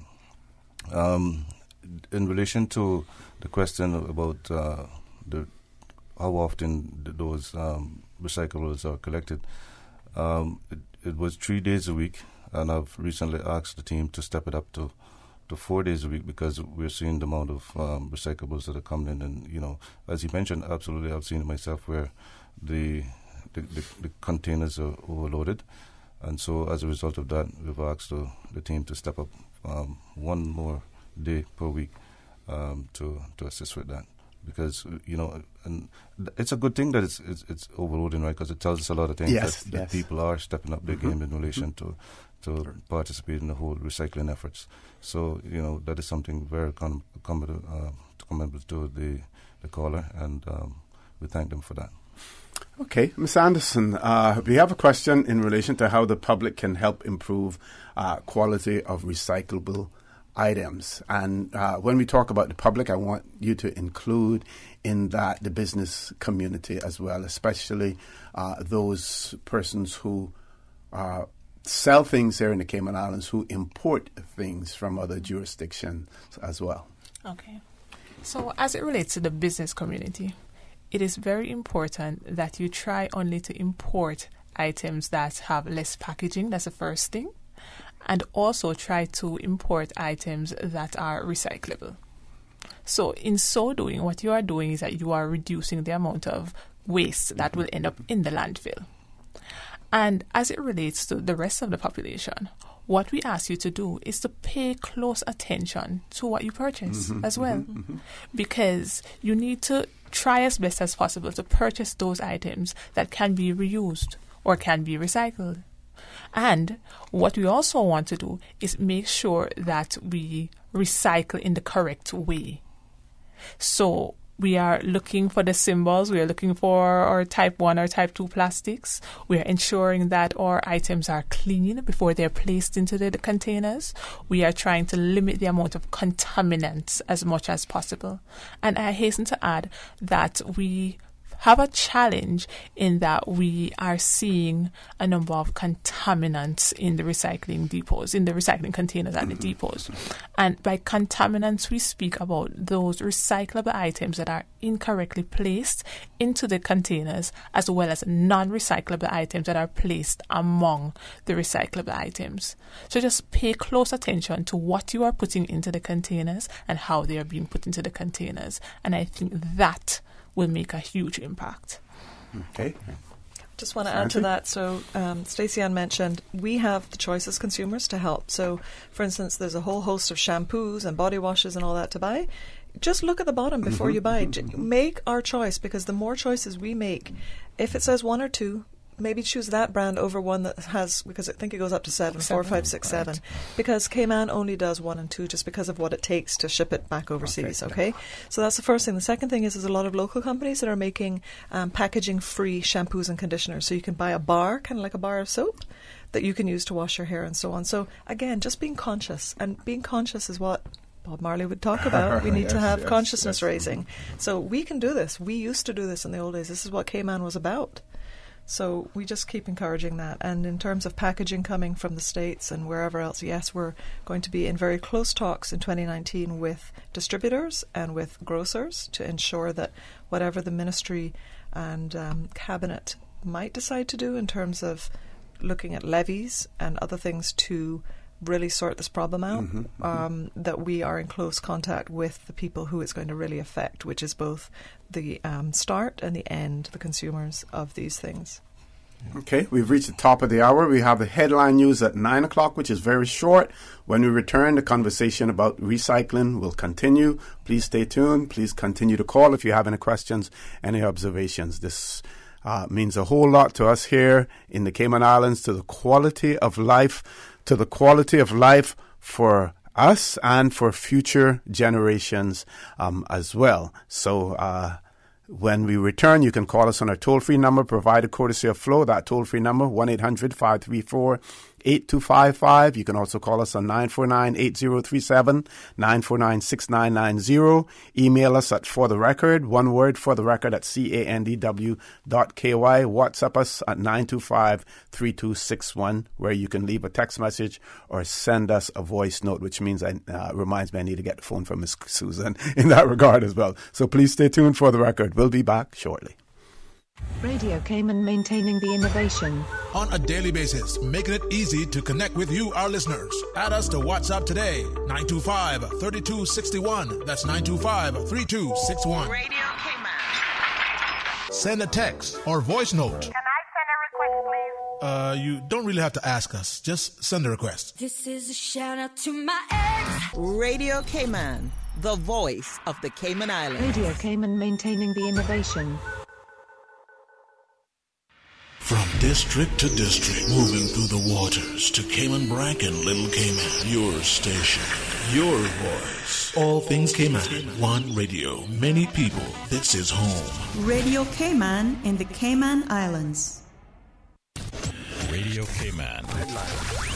Radio Cayman's newsroom. These are the biggest stories right now. Get in the Christmas spirit with Sunrise Adult Training Center as they present a special Christmas service that will celebrate Jesus as the light of the world. It takes place on Wednesday at John Gray Memorial Church Hall in West Bay at 6:30 p.m. A heavy snowstorm has swept through the U.S.'s southern eastern states, killing at least one person and leaving hundreds of thousands without power. A state of emergency has been declared in North Carolina, with some areas reporting as much as 18 inches of snow over the weekend. One man died after a tree fell on his car. A search is underway for a driver whose vehicle was also found in a river. Thousands of flights have been canceled. And according to a major survey of 12 EU countries, anti-Semitism is getting worse, and Jews are increasingly worried about the risk of harassment. Hundreds of Jews questioned by the EU's Fundamental Rights Agency said they had experienced a physical anti-Semitic attack in the past year, while 28% said they had been harassed. Those are your headlines. I'm Carsley Fuller. Radio Cayman, the voice of the Cayman Islands. What's happening in your community? News and information, music and more. You can find us. www.radiocayman.gov.ky. Like us on Facebook and follow us on Twitter. Radio Cayman is your choice, your voice for today's biggest news. Radio Cayman.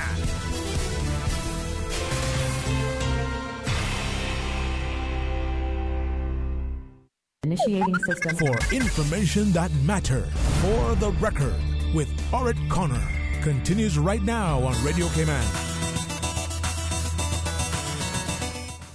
Good morning and welcome back to For the Record. We're talking about recycling in the Cayman Islands. We're talking with Mr. Richard Sims, who's the acting director at DEH, also Ms. Stacey Ann Anderson, who's the public relations officer at DEH, and the deputy chief officer in the ministry, Ms. Nancy. We have one question here on our WhatsApp. It says, good morning to you. Just a suggestion and a question. What if they offered a free one? I think that would encourage people to recycle more. Other countries do it, Jamaica and the States. And they said a free one. I believe they're talking about a bin. to put the recyclables in? What if that were offered on a public basis? That's a good suggestion. I think that is something that we can certainly look at down the road. Like I say, we want to be able to not just offer you one, but maybe we can offer you three. Yes, that way yes. you can, you'll have the option to put your plastic, your metals, and so on. We're not going to discount that. We can but then we have to look at later on the right equipment to service those bins. Because you have different types of trucks. Now we have a lot of manpower with these guys loading the trucks manually. So with that sort of initiative, we would prefer to see along with that as a nice truck that can actually lift the bins on the side and get the side loaders in. But as just one more question I wanted to answer. Sure. In relation to the question from Pastor Alson in relation to the mulching and departments working together. That is something certainly I'll be looking at to see how we can actually reuse the mulch for agricultural purposes, which means, we really have to take time to make sure that the right trees that are not contaminated, we go through that process of putting them through because we have the equipment, we have a nice machine that does that, so we can actually offer that to the agricultural personnel who are interested. Mm-hmm. And I can give a personal testimony to that, because after Hurricane Ivan, and as Cabinet Secretary, I was involved in the recovery program, and we had a machine. I think you call it the Beast. Yeah. Well, we had it was a tub grinder, and all vegetative matter could be put in that and ground, but things weren't separated, so you had construction material going in with vegetative matter, and when it was tested, it was found to have high levels of arsenic in it.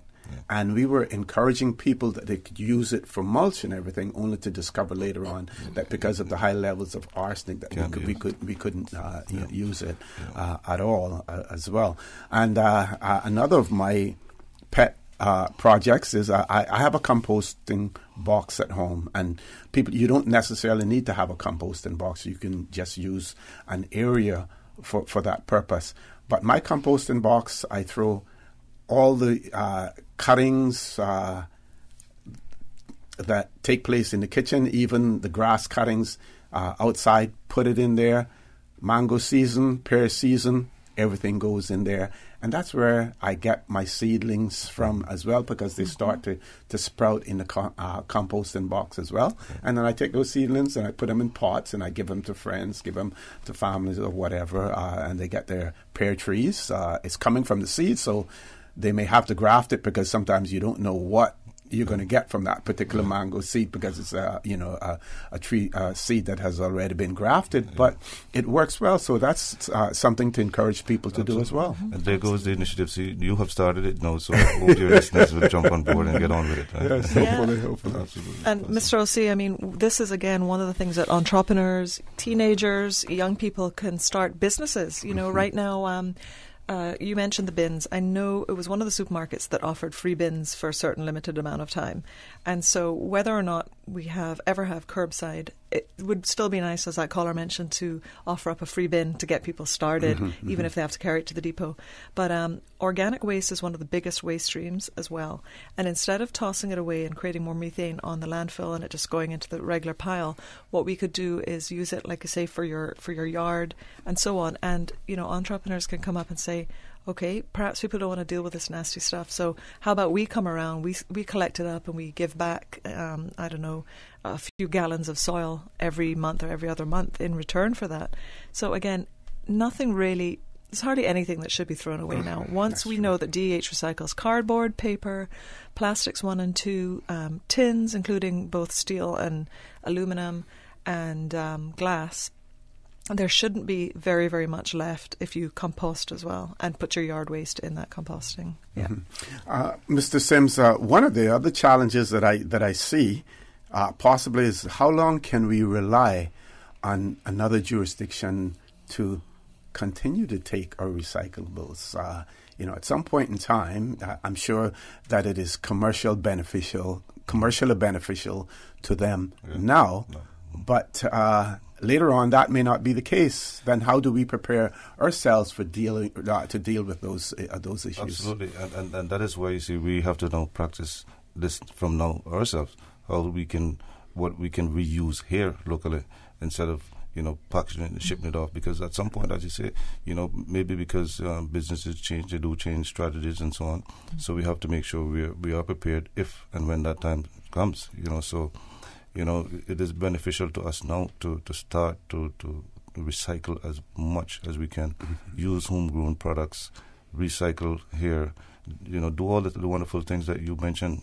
If we can do some backyard composting, that would be awesome.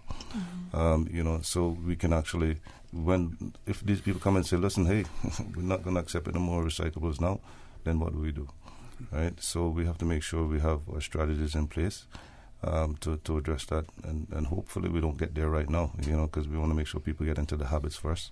And once that becomes a cultural habit of ours now, then we say, okay, if we get the news that they're not accepting anymore, then we are ready. So, we just want to make sure that people start the practices from now.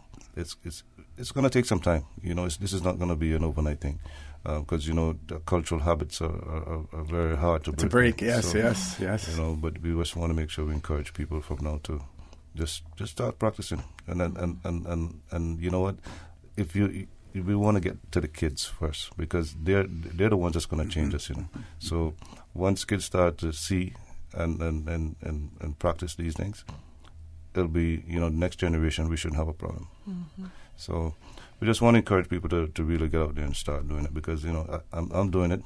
Ms. Nancy's doing it, Stacey's doing it, and we're glad to hear now you're doing it. And it's a great business opportunity for young ones or for unemployed who need some money. It's a fabulous opportunity. Composting, picking up recyclables, and so on. It's just innovative entrepreneurs can get out there. Endless. As I mentioned in the opening, we got to remember, trash, as one man's trash is another man's treasure, right? Yep. So we can, if we start to think of that concept, then you can look at the business side of things to see where there's money to be made in this business.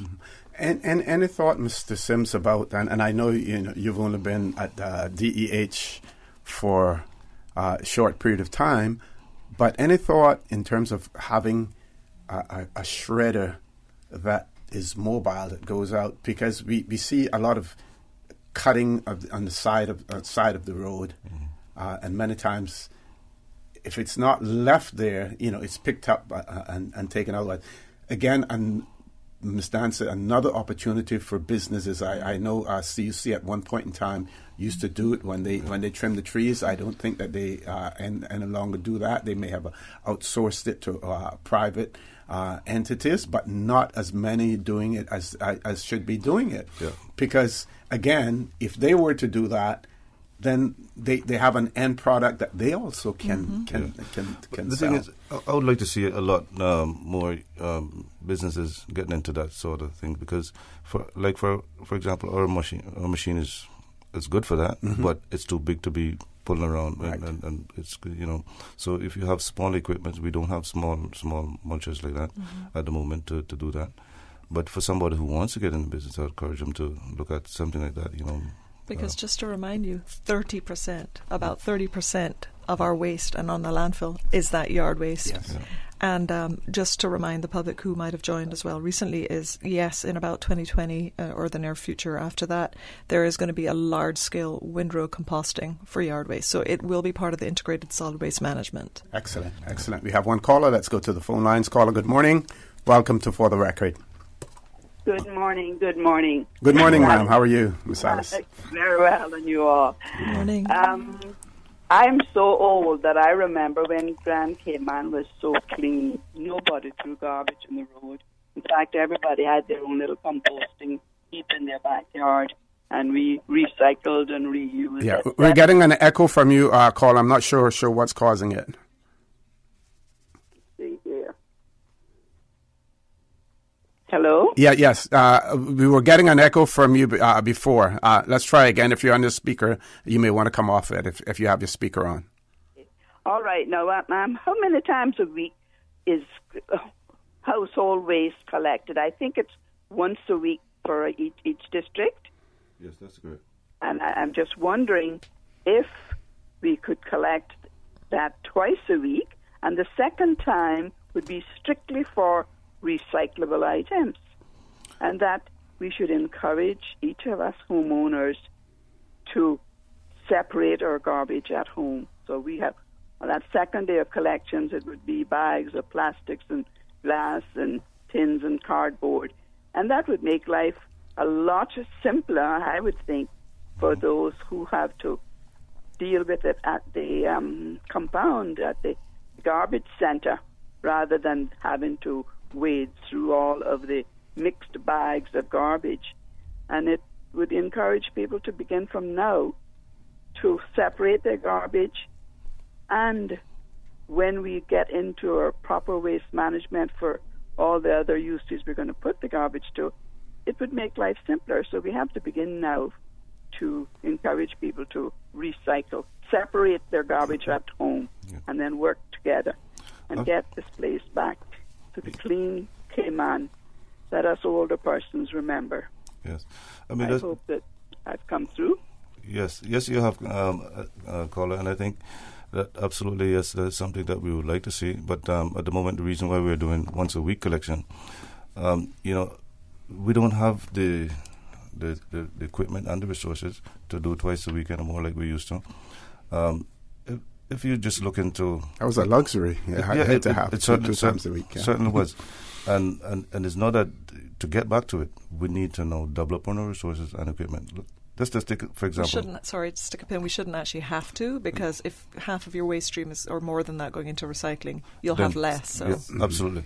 But one of the things I wanted to mention so that people understand why we're only doing once a week. For example, if you look at the population, how has it grown? The neighborhoods have grown, right? And I'll just give you one area, just to give you an idea. Mm-hmm. Look at Savannah, for example, right? Yes, we used to have twice a week collections when there weren't so many homes in Savannah. Now, since you have the developments, there are like 3 different developments, hundreds of homes. Yep. Right? So what used to take us, maybe 2 hours, now taking us 5 hours. Mm-hmm, mm-hmm. Right? So those days you had to make 100, 150 stops for the day on a route. Now we're doing 500-600 on one route. So those are the things that we want the public to understand. Why? Yes, we're required by law to do twice a week, but the demand is so much that we're trying to make sure that we at least get out there once a week. And so far, so good. We've been on top of it. So those are things that, but like Mr. Nancy mentioned, but hopefully, if everybody now, as a result of the message that we're trying to send as of today, play your role, then you won't have to worry about those twice a week collections, because you are actually playing your role in recyclables, separating your stuff, dropping it off to the depots. When you do your purchase, you look at what is recyclable, your 1 and 2 stuff in terms of plastic. If we all do that, you will see a great reduction. As I mentioned, even in my home, I have 3 bins. Mm-hmm. Now I'm only actually literally using 2, right? Because of the recycling practices that are now going on. Okay, we're going to take our last commercial break. We want to thank that caller, and we have one more caller on hold. Caller, just hang in there. After the commercial break, we will come directly to you. Please stay tuned for the record. We'll be back shortly. CTMH Doctors Hospital Pharmacy, formerly known as Professional Pharmacy, would like to thank the Cayman communities for their loyal support these past 18 years. Our staff work towards healthcare excellence and providing the most current and up-to-date training with pharmaceutical care. Thorough background checks and follow-up consultations is only the beginning. Your safety is our concern. Our staff are respected healthcare professionals whose job requires careful and precise calculations. Thank you for being a part of our family and for choosing CTMH Doctors Hospital Pharmacy, where we prepare to provide exceptional care. At CTMH Doctors Hospital Pharmacy, we care about your health. A trip to New York City is the experience of a lifetime. Starting this December, Cayman Airways will be offering daily non-stop flights from Grand Cayman to New York City. That's right, Cayman Airways is going daily to New York City starting this December. Stroll through Central Park or take in the bright lights of Times Square, enjoy a Broadway show, or visit museums, the Empire State Building, and so much more. Whether you're visiting for business or pleasure, you'll fall in love with New York City. And daily non-stop flights from Grand Cayman aboard Cayman Airways starting this December. For details and to book, call Cayman Airways reservations at 949-2311. Contact a travel agent or visit CaymanAirways.com. Kirk Home Center is your holiday season headquarters. From tabletop to 7-foot-tall Christmas trees, tree skirts, rugs, garland, and wreaths, to traditional lights and icicle lights for indoor and outdoor use, and LED outdoor scenic spotlights. Ornaments like shatterproof balls and treetop stars, and holiday accent pieces like candles, diffusers, and nativity sets, tablecloths, glasses, mugs, and more. Get it all from Kirk Home Center, your holiday season headquarters. So you made Santa's list this year? What do you want for Christmas? All I want for Christmas is a new car, or truck, or SUV, and a too picky. Yeah, you're not cheap either. Just a car. You know Van Motors still has your sale, your choice going on. You can save thousands on purchase price, extend warranty or service, upgrade to a sports package, or gift your savings to someone else. You mean you gonna save when you buy that car for me? My gift to you is letting you use $1,000 you save for yourself. Your sale, your choice at Vamped Motors. Save up to $6,000 on selected vehicles. You decide how you want to save, spend, or do both with up to $6,000. Your sale, your choice at Vamped Motors, Walker's Road. Initiating system. For information that matters, for the record, with Orrett Connor, continues right now on Radio Cayman. Good morning and welcome back to For the Record. We're on the last leg of the show. Time just goes by when you're talking about things that are important and when you have people who are so passionate about what they do as well. Mr. Sims, I want to remind you that he's here with us this morning, but he's actually on vacation and took time, to come in to have this discussion as well. So, Mr. Sims, we want to thank you for that. Also, let's go to the caller. Caller, good morning. Welcome to For the Record. Thank you and your panelists for the most valuable information on recycling. Good morning. Thank you. Morning. There were just two questions, or rather more clarification that I needed on two items, and I'll just give that and hang up and listen for their answers. One is what goes into backyard composting, and secondly, I think the public relations officer talked about petite, the word petite on the plastics. Can she explain that more? Does that mean that that is an item that is recyclable? All right. Thank you very much. Thank you very much, caller, for that. Ms. Anderson? All right. Let me answer her second question first. Mm-hmm. All right. So I mentioned earlier that type 1 or type 2 plastics are also referred to as PET. PET is polyethylene I can't pronounce it well. But so if you see the code PET or PET, P-E-T-E, what that suggests is that the items are type 1 plastics. If you see HDPE, what that suggests is that these are further away from the mic. What that suggests is that these are type 2 plastics. So these are the things that we look out for in order to identify whether the plastic items are recyclable or not. As it pertains to backyard composting, she also asks what are some of the things that we can compost. So in composting, we focus on kitchen waste. And kitchen waste simply means things like vegetable peelings or peeling skins or leftover vegetables or fruit peelings. Right. Nothing cooked. Nothing processed. Cooked, nothing processed. We also utilize things such as yard waste. So we look at even tree branches because you need to have a carbon and a nitrogen element in order to compost properly. So you look at things like your leaves, your tree branches, your small tree twigs, the grass after it has been cut each of these items will help to make up compost. So rather than having to take these things to the disposal site, we could simply create a backyard compost, have a little corner in your yard that you can do mulching. Or you can actually get a bin. And you have to turn it. You want to turn it. Because you want to ensure it gets air, and you also need to ensure it gets sunlight. So there are certain elements that needs to be taken into consideration when you are starting a compost. Can I suggest something in that regard? I don't know if you have it on your website already, but you may want to put something up in that regard, or links to backyard composting that would help people who are interested in it. Believe you me, you can not only get rid of a lot of waste, but you can make it useful in terms of your backyard gardening and stuff as well. It is extremely useful. So if you could provide more information to our public in that regard on composting, it would be good as well. One of our listeners wanted some more comment in relation to Pastor Alson's suggestion on coordinating the foliage waste with the agriculture department. Right.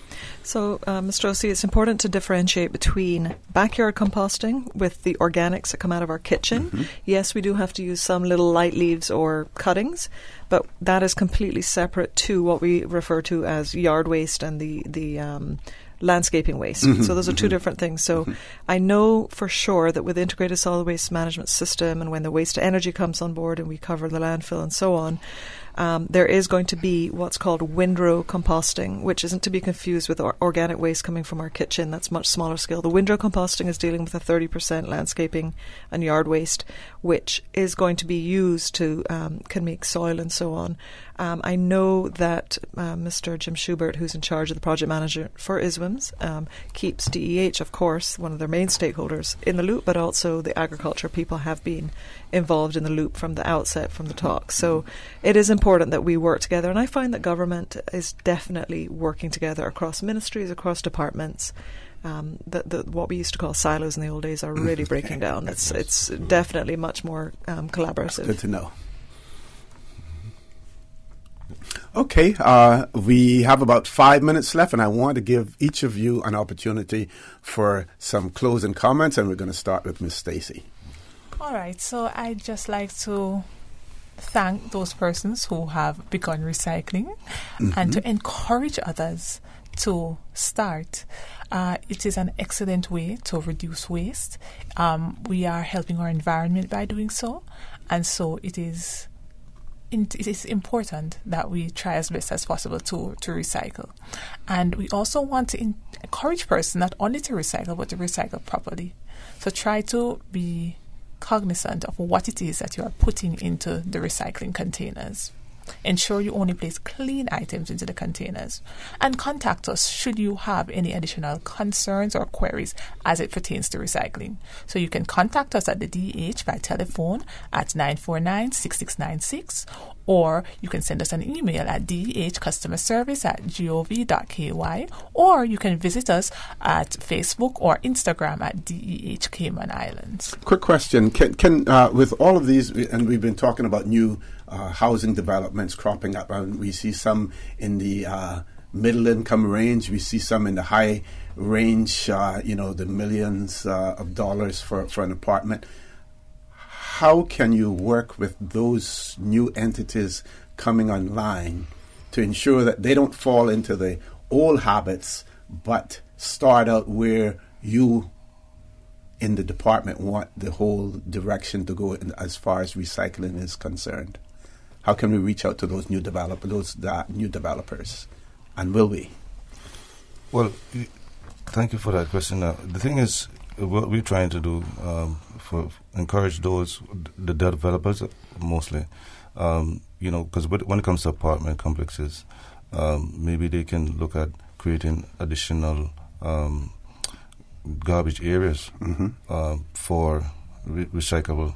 You have your regular bin that you throw stuff away, and they can add additional recyclable bins. So it'd be easier even for our trucks when they come around to collect the garbage then we know, okay, just like what some callers were suggesting earlier, if we are collecting regular waste today, then tomorrow we come for those. So those are the things that we would encourage developers to look at, and even for the new small development homes. Look, your storage, your garbage storage area, just increase it one little bit more, and add an extra bin there for just recyclables. So hopefully in the future we can handle these things much better. And while I'm here, since I'm at the closing comments, just first I want to thank you for having us here this morning. I think the discussion is very timely, especially this time of year when we have so much going on in terms of refuse collections and so on. And we want people as of today to be more conscious of their disposal efforts, and just work with the department and just remember, it's easy. When you're going to do your Christmas shopping or your regular shopping, just remember, pack your stuff and take it down to the depots, and we'll collect it. I also want to take an opportunity to shout out to the Department of Environmental Health team, to thank the ladies and gentlemen there for their hard work that they're putting out, the extra efforts that they're putting out, especially during this time. We're asking them to do a lot more. And they have been stepping up the game.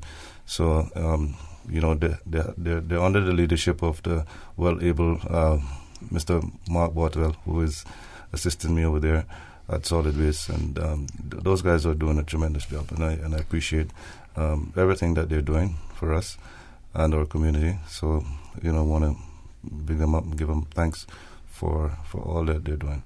And the recyclable vessels. And I'll tell you, you have to come down and see the recyclable team in action. Our recyclable people, the staff, they're awesome. They're very passionate about the work that they're doing. So, big ups to those guys. They're doing an awesome job. Excellent. Miss Nancy. All right. Just before I make closing comments, I just want to respond to something Miss Alice May said when she was suggesting twice a week. I know she meant once for garbage that's going to go in the landfill and once for recycling. When we did the cost methodology, we looked at that, and it wasn't cost effective for us to start curbside collection. But a lot of other jurisdictions in the world don't do curbside, and they do what we're doing, which is called bring banks to take your things to. But thank you for that suggestion. But we had thought about it. So, just consciousness. Just think, when you're going Christmas shopping, take a reusable bag. Put it in that. Keep reusable bags in your handbag, in your car. There shouldn't be any need to use plastic bags anymore. Instead of a straw, buy a stainless steel straw. Those are great Christmas presents. Try and buy local. Buy local from our farmers, from our craftspeople. And just think about what we do, because when you throw something away, it's not going away. It's going for the next generation. So please, refuse, reduce, reuse, recycle, repurpose. And if you can't do any of those things at the very end, then you can dispose. Yes. Okay. And I just wanted to add, Mr. Sims, we spoke about the cardboard, and the late Mike Simmons had a property off the Linford Pearson Highway, and I used to see the trucks going in there with the bales of cardboard, and I believe that what he was doing with that, he was using it to fill the swamp areas, to put it in there, as a basis to help to fill. We still have a whole lot of swampland in the Cayman Islands. It's much more valuable now than it was in the olden days, but that is one way for us to look at possibly having, rather than having to, because you don't ship those cardboards overseas now, do you? Yes, we do. We do. We could look at developers using them here, or landowners who have swamp areas that they're going to eventually develop to do that, as well. Yeah, that's an awesome idea. I think there's nothing wrong with that. But just to make so the public understand, when we do collect the recyclables, they're baled properly at our landfill and certain containers and shipped overseas. Yeah. Okay. I want to thank the three of you for making yourselves available this morning. An extremely important topic. Here in the Cayman Islands, people are still fortunate. We're spoiled to a certain extent. There are jurisdictions, for instance, when you put your garbage out, if it isn't properly sorted, it will stay on the curb. They will not pick it up.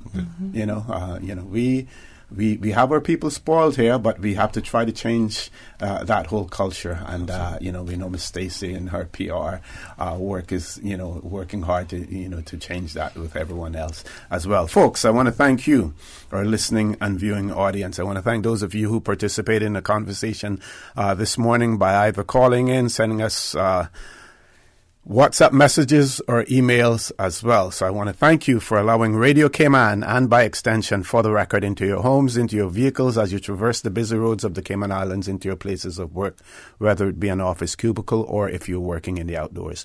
I also want to remind you that we are our brothers and our sisters' keepers. There is always someone out there who's less fortunate than we are, and I ask you to extend a helping hand to them. If you can't do that, then I suggest you donate to a worthy charity, because we always want to consider those who need, not necessarily those who want or even those who crave. I say to you, have a great day. Continue to support your radio station. Join Sterling Dwayne Banks at 12:15 for Talk Today. And as usual, we ask the good Lord to bless these three beautiful, wonderful Cayman Islands.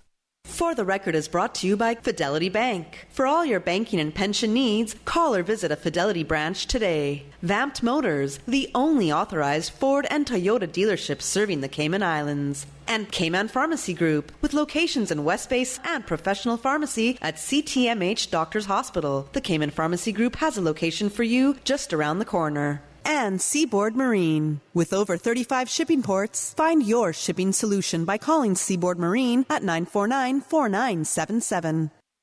From district to district, moving through the waters to Cayman Brac and Little Cayman. Your station, your voice. All things Cayman. One radio, many people. This is home. Radio Cayman in the Cayman Islands.